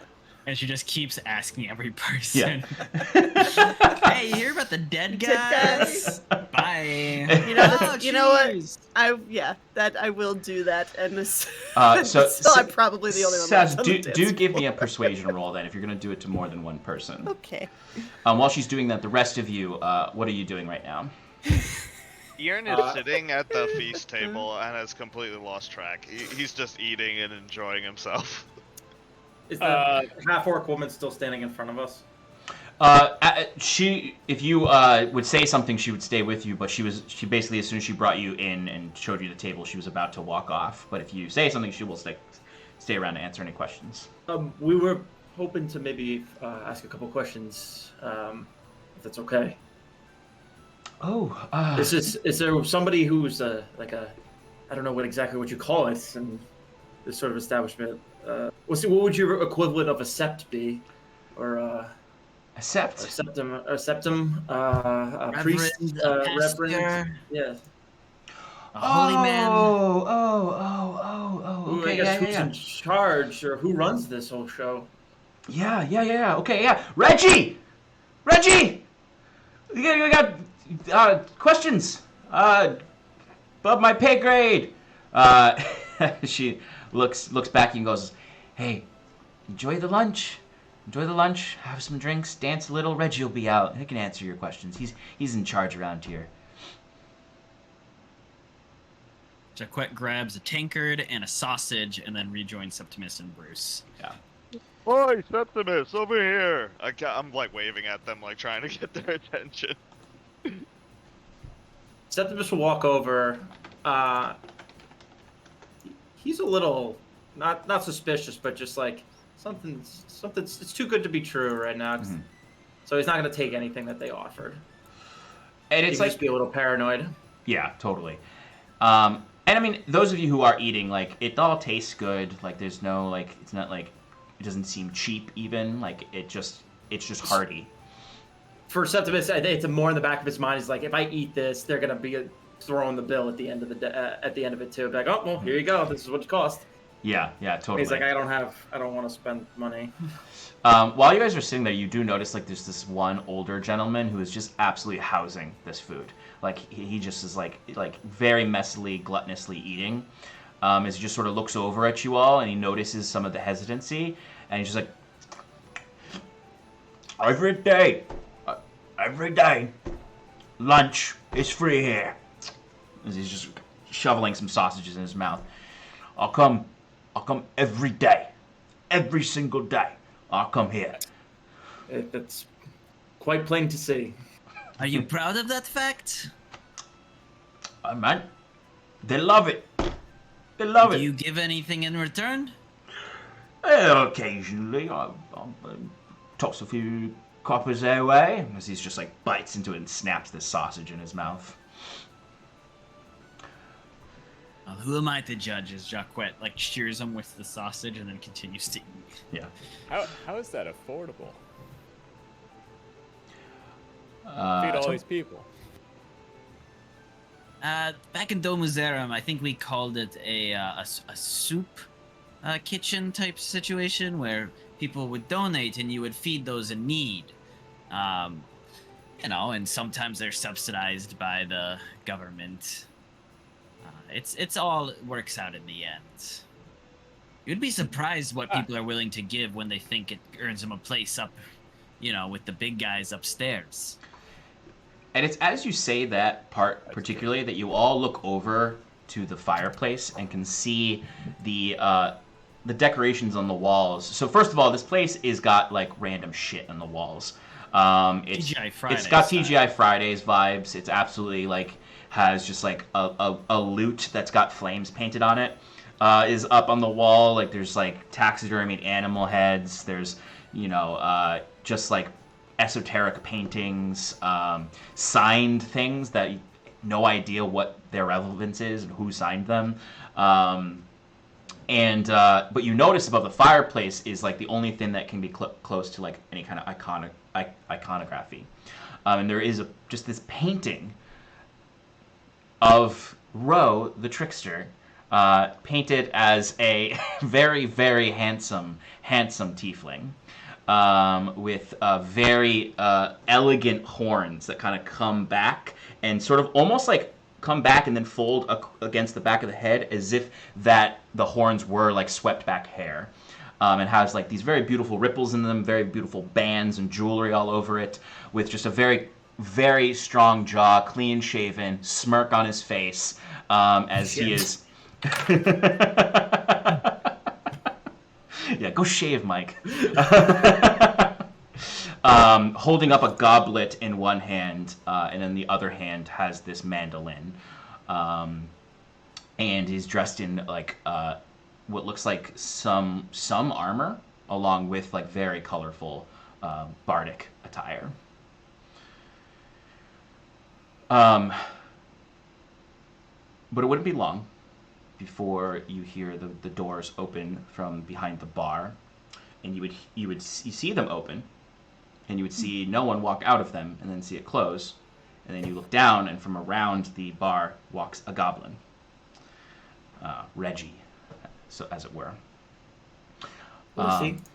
He is a goblin. Oh. And he has basically a very nice but colorful suit on. He has a really wild and cantankerous hair that kind of goes out all over the place, and is quite white with age. And he walks over and kind of pulls himself onto the table and looks to you all and just says, "Welcome, head celebrant Reggie here. I am the official ordained tavern cleric of this establishment, and here to answer any of your questions. Hope you're enjoying the free lunch." Very much so. Thank you. Yeah, this is much better than the otter business. Well, I can't say every day the food is as good as it is today. You came in on a good one. Some days it's just a very simple stew. So whatever we got is what we serve. Whatever bards come in, it's who plays. It's probably because Fight Night is canceled. I don't know what they were thinking. Oh, they canceled Fight Night, eh? Huh. Well, I can't say I'm a big fan of the otter business as far as a tavern cleric's concerned. It's not a particularly well-run establishment. It's very dirty in there. They don't really tend to all of their patrons. Their hospitality is lacking, I would say. I would not certify it as a Row-approved tavern. Certainly could not get a license to be revelers. Well, I mean, there's a lot of traffic going through there. I mean, you got to assume that at least some of the people in there are down to party. I mean, I think I'm pretty good at it. See, that's where you're mistaken. Everyone assumes, given the name I know, I understand, that we're only about partying here, which is not always what a good time is, or what hospitality is. Sometimes it is just a warm meal for free at lunch, a warm fire, quiet evening. That's why we have, we try to provide as much as we can for all of our guests. We happen to have, we do put the party forward, but, this is a big establishment. You're looking for something a little more quiet. We've got our third floor, quiet with a lovely view out of the sea. You're looking for something a little more middle of the road, where you can still hear the music, but you want to spend time with friends. We have our second floor. I like to think that we have the full spectrum of the good times, as we would call it. So you're telling me that there's a basement where things get really rowdy, right? You didn't hear it from me, but if you come here on the weekends, you might find it. Quite. I give the eyebrows to Jaquette, like. Wait, real quick, Bruce. Can you sense if there's a basement under here? Yeah. Bruce. I will, at that mention, I will, yeah. Yeah, no perception check needed. There's 100% a basement. There's no one down there right now. You can see, though, that there are, like... There's... Big black squares that have like a mesh on them hooked up to a central computer, and a ball hangs from the ceiling that's multifaceted. Yeah, can I actually get any sort of detail? There is a stage. There is 100% a stage down there. Okay. That may or may not have poles attached. Quite the generous bunch. I take it that's your deity. Was he a generous man? Depends on the story. Ro, not usually one of the old gods that's heavily part of the sermon, one might say, at the other establishments, the other temples. But he's found a certain heart here on the primal plane of existence with those of us who just want to enjoy ourselves, enjoy our lives, and help those who help us. And that's how we run this place. We find that if we're generous, others are just as generous with us. And it just works out for us. Other establishments might be a little quainter. You go out in the road, there's some who are a little bit more about the hospitality, quaintness, more of a bed and breakfast reveler versus, the tavern reveler. But you'll always find some revelers on pilgrimage from town to town trying to start up their own establishment. But at the end of the day, bro just knew how to live from the stories. This Ro sounds like a bit of a bro. You know what I'm saying? Many have made that mistake, and there are some revelers who do perceive him in that way. We view him as more open-minded towards all manner of life and whatever good times can come out of that life. He was the last one to be expected to be involved in some of the stories, but we hear good things, and there are some who have a little bit more of a less than savory perspective on Ro. View him in a more devilish light, some say. But here, no, we look up to the one and only Bard in the stars. That's a beautiful settlement you have there, and sounds like quite the patron to your lovely establishment. Now, we do come here not to level or worship such as you. We had some questions that we were hoping that you may be able to answer for us. Of course. Happy to help. What can I do for you? Without kind of putting a damper on the mood that you have set at your establishment, we're taking a look into two of the murders that had happened. We do believe, from what we heard, two of the victims were patrons at this establishment. We're just looking to get a little more information about them. Oh, well, not all celebrants and all revelers have the same sort of distilled understanding that what comes with the difficult, or I should say, what makes the reveling worth it is meditating and understanding the harsher sides of life. Of course, Martin was one of our revelers here. Very jovial man. Not one that we thought might get himself into some trouble, but I suppose the rumors say that there might have been some trouble. If a man got killed, of course, there's usually trouble. Hugo. That son of a bitch. I wasn't always a fan of him coming around. He had a bit of a temper, that one. And someone has a bit of a temper, and there's gold, silver, drinking involved. It can get messy, and we're about anything here. It's about balancing the revelry. Can't have too much, or you'll burn yourself out. You got to be able to revel the next night. And he liked to burn himself out. And he liked to burn people around him when he burnt out. And that's not necessarily the environment we're trying to foster here. So, there were several nights I did have to kick him out, unfortunately.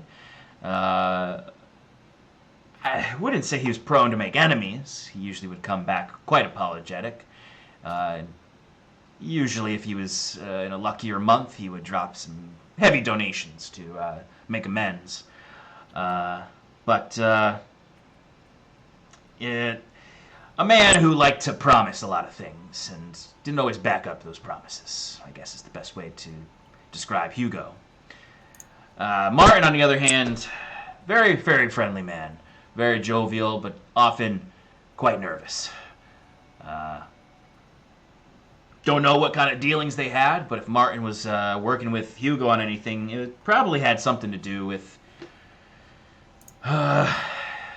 probably his family, you know, if he was seeking out a hedge paladin.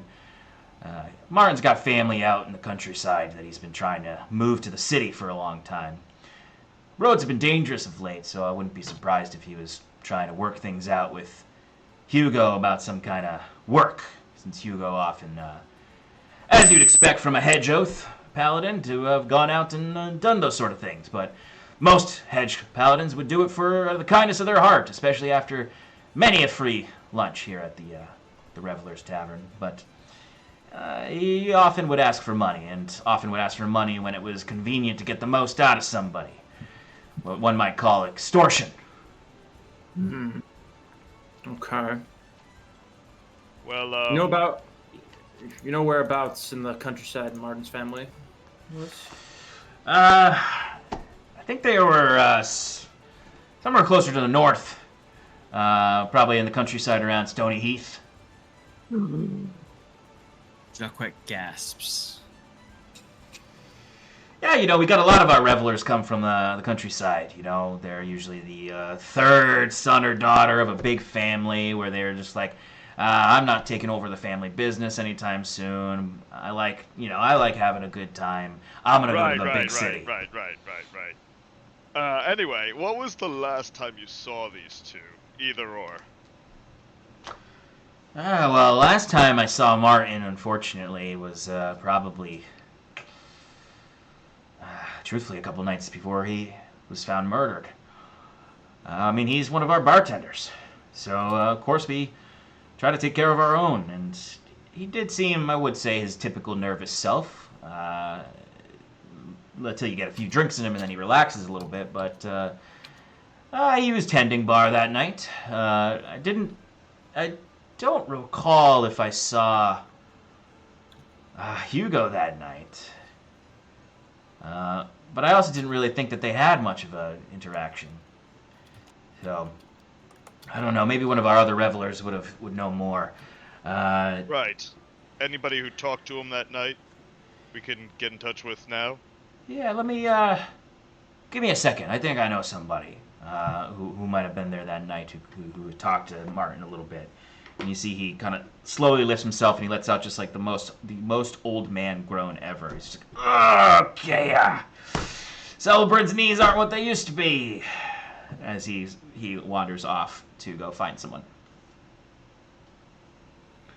Sean, I had rolled a 6 on that persuasion roll that you asked for, so I just harshing people's vibes. You're harshing people's vibes, yeah. Alright, Yeah. alright, that's fair. That's fair. I think I would have gotten the hint, and then I would have come and joined the party.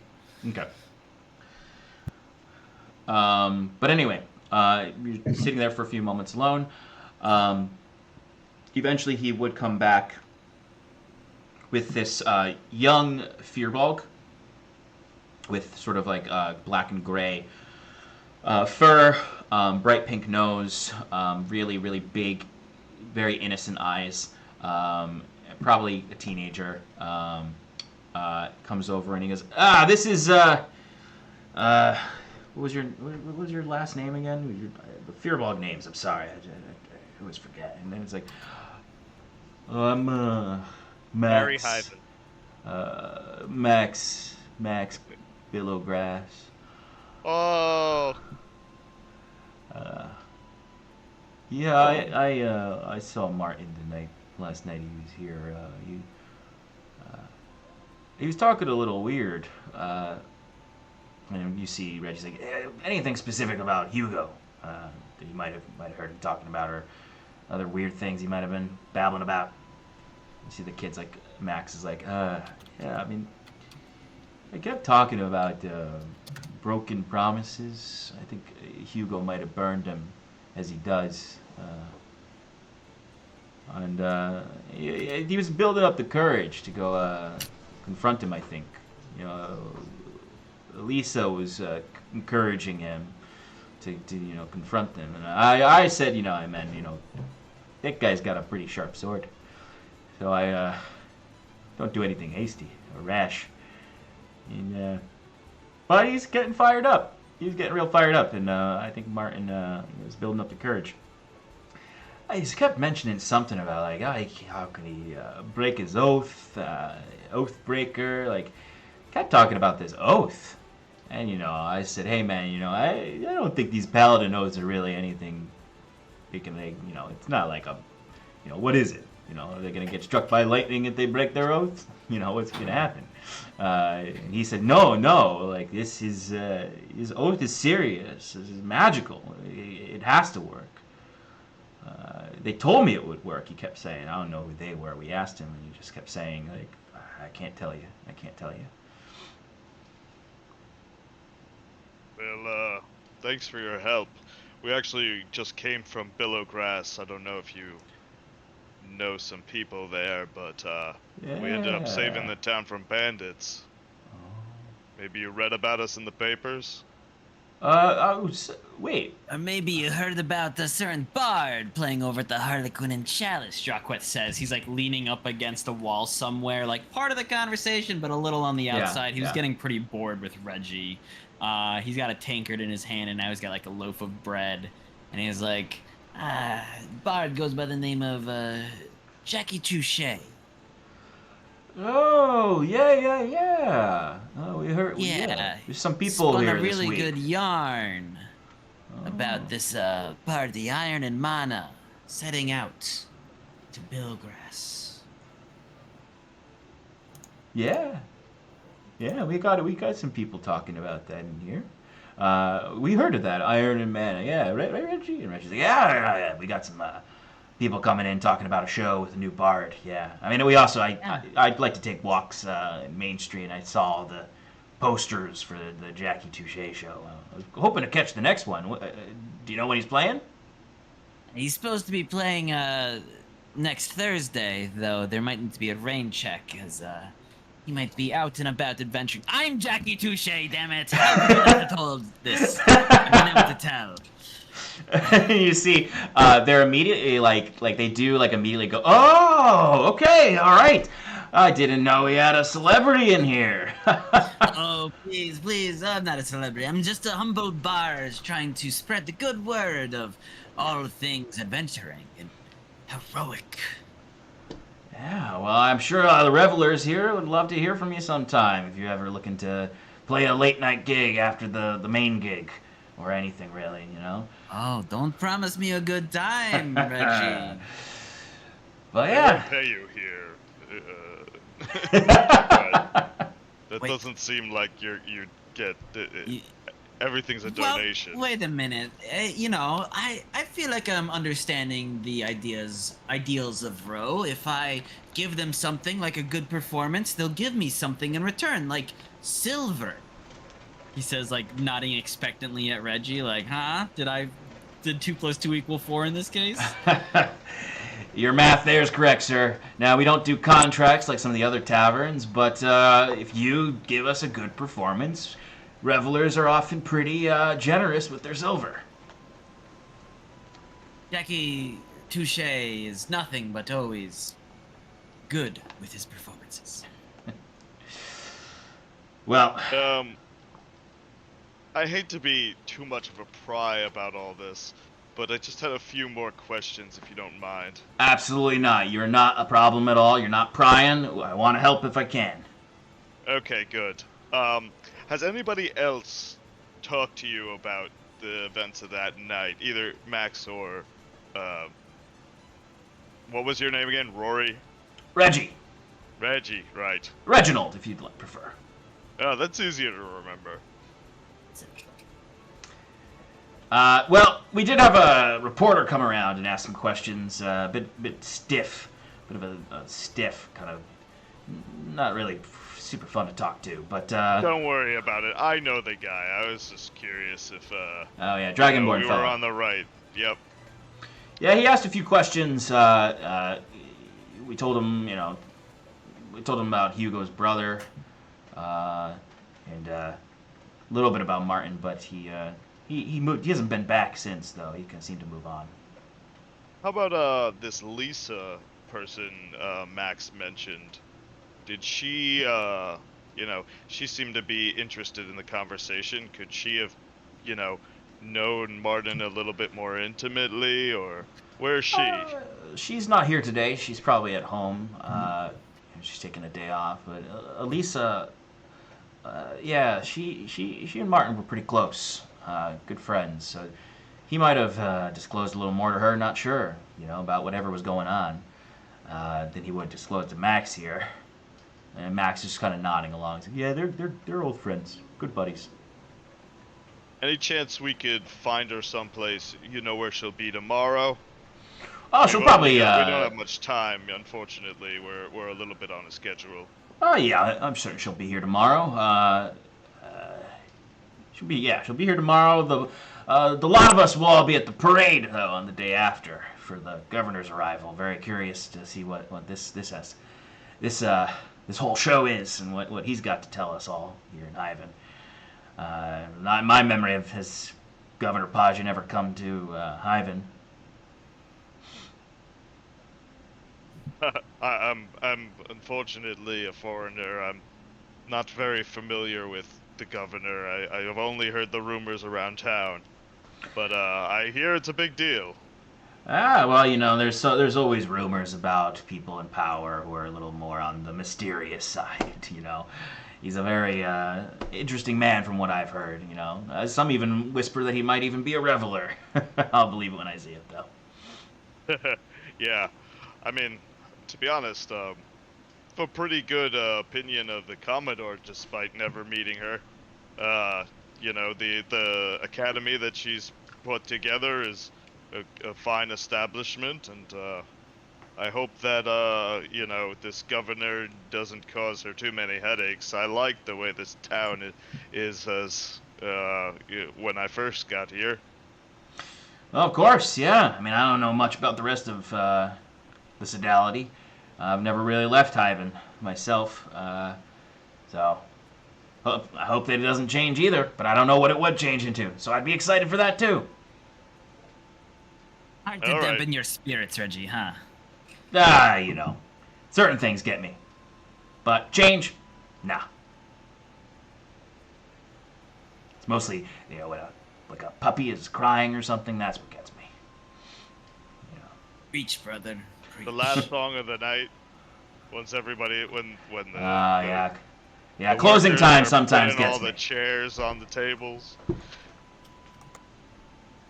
Moving to the alleys. You don't want to go home, but you can't stay. 9 o'clock on a Saturday. Yeah. Oh, the life of a tavern keeper. Well, do you got any other questions for us? I don't think so. You've been very helpful. Thank you so much, Reggie and Max. Of course, if you, I don't know if there's anything left there, but the scene of the crime is a couple buildings down. If you're looking into it, it would be good good to solve these crimes. If there's a murderer out there still prowling the streets, targeting people of the faith, I want my revelers to be able to walk home safe at night. Hey, and give us a good, if you want to spread the word, Iron and Mana, we're a good group of adventurers. We can get any sort of job done for you at a reasonable price. Do you have a calling card? Yeah, of course. I hand him my business card. I hand one to Max too. You see he immediately takes and goes, this is great. I'll put some of these, if you got a couple of them, I'll put them over at the bar. Nobody's ever asked me for more than one.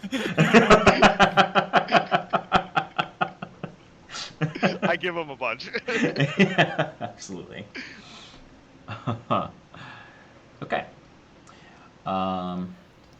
It just as we're really quick as we're maybe like moving out or moving away. I want to once the others kind of start to make their way to the door, I'll say to Reggie, "This has been lovely.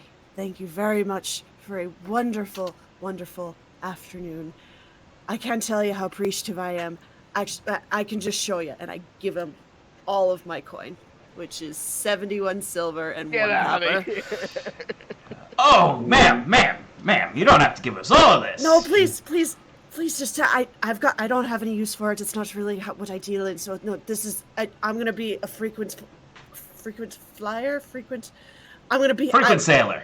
Yes, frequent sailor. I very much appreciate this atmosphere. So, thank you. Truly, thank you. Well, you can thank the revelry. You can thank Ro, the Bard, and the Stars. Thank you, ma'am. You're always welcome here. Nobody's ever said that to me before. Thank you very much. And I go after my friends. All right. Ian's gonna pretend he didn't see that. Didn't. I waited till everybody was gone. Okay. Okay, so would you be heading off to this scene of the crime next? Yeah, I think so. It's right next door. Yeah. Yeah, it's not that far away. It is, like I said, it's an old, run-down chapel. It has all the windows are basically broken. There's some boards. There's no door. You can walk right in. It's 2 floors, and you can head on in if you'd like. Yep. There's no police. It's in the tape or middle of the anything. day, right? It is the middle of the day right now. Okay. I'm not gonna walk in there and just get ambushed. Yeah, no, you can see inside. Like there's, because the windows are broken, like it's like the sun shines into the main area from one side of the building. It's very, unless someone's hiding in a pile of broken pews and popping out, like it's pretty quiet actually and pristine. Like you can still hear the slight muted tones of the music from the revelry, but inside it's very still and actually a little peaceful when you step in, as there's just sort of some dust floating in the air in the sunbeams as you're kind of stepping over the broken wood all over. And you would have known, like people would have told you that the actual scene of the crime is on the 2nd floor. Mm-hmm. Which is more of an attic. All right, I guess make our If way we're, there. if we're allowed entry, then yeah. There's no one to stop you. Also, like, what can Bruce see? Just as a, is there anybody up there before we get in? Yeah, there? good question. So Bruce, with your tremor sense, you do not detect anyone up there. This place is very still and very quiet. You do, if like as you're walking, like those of you, not Bruce, but everyone else, kind of looking up, you can see on the ceiling where there's the boards of wood, you can see like the stains where blood seeped through from above. And you can kind of see where it pooled a little bit on the floor, and it's dried up now on the floor. Okay. Now, Gross. as you Well, actually, Bruce doesn't see that. Well, yeah, he might. I mean, you would like you wouldn't see the red color of it, but you could sense the basically weirdly the blood surface on the wood. But you ascend these creaky steps, skipping over some of the missing ones that have fallen down. And as you get up there, there's just one window at the end of the hall where you can see it's been shattered by the tree in the back. You can see the bloodstains on the ground. No bodies. The bodies are gone. But you can see clearly, distinctly two areas where bodies were. Without any kind of rolls, one set of blood very clearly had like a splatter of blood that came out that was splattered in front of someone, and then a pool. So like there's of that one set of blood pooling, there's clearly a splatter, and then the kind that just pooled out from the dead body. The other pile, the blood is much more of a pop, for lack of a better way to put it. Like a firework on the ground in this very, like, almost brown now blood stain.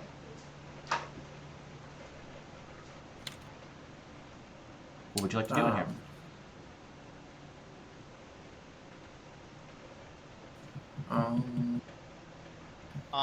What do you guys see?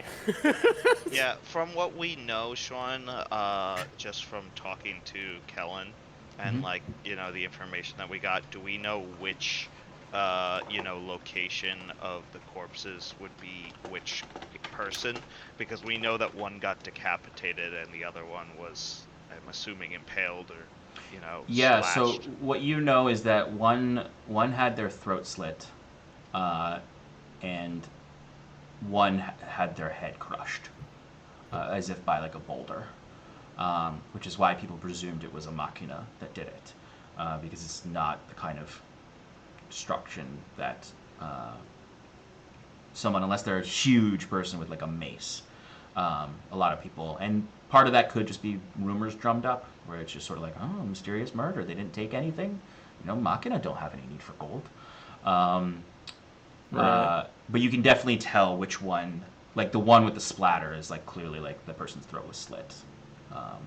Do we know who was killed in which way? You know that Martin's throat was slit and Hugo's head was crushed.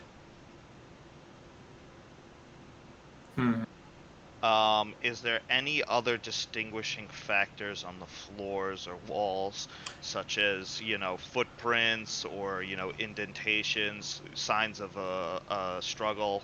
Yeah, go ahead and give me an investigation check, and anyone can give me one if they'd like to just kind of look and search around the room. Hugo's was crushed? Yeah, Hugo's head was crushed. 16, Sean. 16? Yes.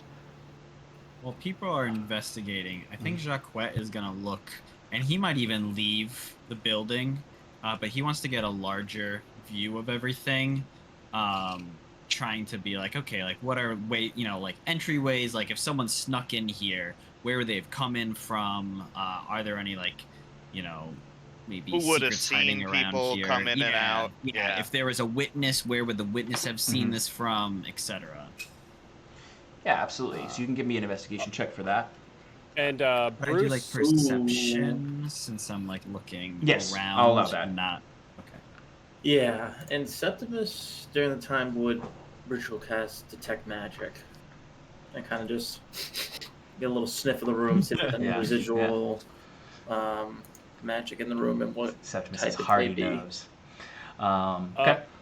Bruce would check. I mean, I don't know how like stable the floor is on the second floor, but he would see if there's any sort of damage to any of the items in the room, either furniture or floorboards, and like to see if any sort of signs of struggle or like crazy weight difference.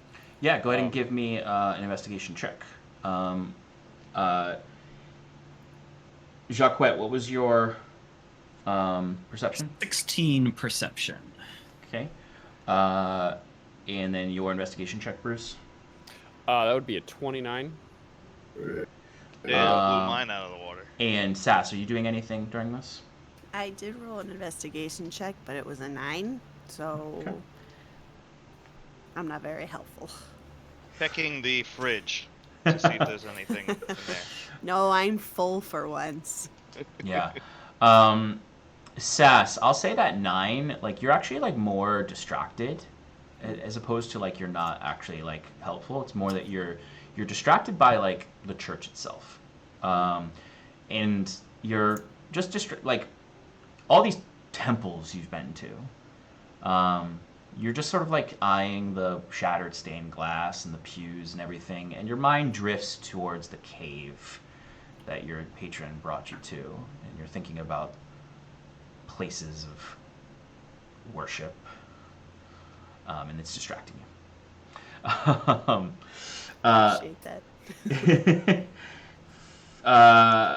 Fearn, you with your 16, you're at the very least, you don't really notice any signs of struggle, like broken furniture or anything. You do notice with your 16 that one of the bodies, or one of the areas where there's bloodstains, is in the middle of the room, and the other one where there's the crushed head is closer to the stairs. They're not really next to each other. Like this, it makes it a little like if this was a scuffle between them, you might expect the blood to be all over the place or closer together because they would have fought. But the Hugo's blood splatter is closer to the exit. Bruce, with your 29 and your tremor sense, you can clearly see that there is some damage and some clear damage to the floorboards that would happen from something very heavy. Your immediate thought, given the rumors, is a machina. And there's no sign of a struggle. Oh boy. Guys, these floorboards are damaged. Something heavy must have been in here. And other than that, I'm not seeing any sort of struggle. Outside, Jacquette, looking at the exterior, this is a fairly contained space. Like, people sneaking in would have, if someone was witnessing this, they were probably either already in there, or would have had to maybe climb that tree outside. So, if someone witnessed this, they were probably inside. All right. Knowing that, Jacquette would climb the tree, though. Mm-hmm. Yep, climbing the tree does. You would look in, and you can see Bruce, investigating around. You can see everyone doing their thing. Like, the window is shattered. So, if this window was shattered like that, you can see clearly in. The window is stained glass, so if it wasn't shattered, you would have a hard time seeing from outside. In the tree quickly, could I look around to see if there's anything that would indicate, we know that a child supposedly saw this. Is there anything in here that maybe there's a little nest or something of baubles that a child might put in here, some apple cores that indicate someone's been up here recently. Yeah, Ripped totally. Cloth. Yeah, exactly. With a 16 perception, you absolutely you can see you actually notice this from up in the tree. You look down and you can see behind the church is kind of exactly what you just said, sort of clearly a garbage pile, almost like someone who hangs out in this place as if they were just tossing stuff out the window when they were eating it or messing with it. It's definitely someone spends time here. It's not completely abandoned. Septimus, 10 minutes go by, and you kind of your spell goes off, and there's one thing that beacons out, other than any magic your friends have. A very not, I wouldn't say tiny, but what looks like the shape of something that's a piece of something larger, and you notice it in the corner of the room amongst a bunch of detritus. As you go over to it, you notice that this you're starting to notice any detritus in here has been kind of combed over and is moved about, and whatever this is kind of stuck underneath some of that. And you move the detritus away to identify it, and you find it, and it's a shard of something larger and metal. And this is gold, it appears to be made of gold. Mm-hmm. And there are some scratches on it that look like they could be script, but it's too fractured to really notice what kind of script it is without further investigation. But it's probably it fits in your hand. Mhm. You know, it's probably like big enough to like you can still like clutch it, but not like struggle to hold on to it. And it's just a shard. It's like a fractured on all sides, like it's like someone chipped off a piece of something larger. Got it. You said this is from. Oh, what magic is reading it off of it? Uh, you don't know. It doesn't fall into Oh. any school that you've Oh, ever goodness. witnessed. It's unique. Oh. It has a unique odor to it in this detect magic sense. Distinct vibe to it overall. What you got there? Unique piece of metal. Some sort of magic I've never seen before. But Go on. Mm-hmm. Just from my knowledge of, being a fighter, does this, shard look like something that might have chipped off of a larger piece with a weapon of some sorts? Like, does it look like it It was could be. created by a sword, or like, has any like serrated edge or anything like that? No, it definitely doesn't have any kind of serrated edge. It looks like something. It looks like a piece chipped off of a stone. Like it might even remind you a little bit of like if you had any like stone tools back home, or even like someone who's making obsidian arrow tips or something. The way it's just a shard of something greater. Napped. Thank you. Snapped off. Mm-hmm. But as you all kind of come together to look at this strange golden stone, that's where we're going to end tonight, since we're approaching 10 o'clock. Okay, so thank you everyone for hanging out with us tonight for this lovely session. As our party did a little detective work tonight, as well as some carousing with interesting people. We are going to, let's see, we're going to send a raid on over to somebody, give them some love from us in Paradise. We're going to raid So Maddie Games, who are playing a TTRPG, I'm not sure which one. Maybe it's D&D, maybe it's not. So go ahead and go give them some love from us, and come hang out with us throughout the week for other stuff. Alright folks, we'll see you all sometime soon in Paradise. Goodbye. See you Bye. later. For now.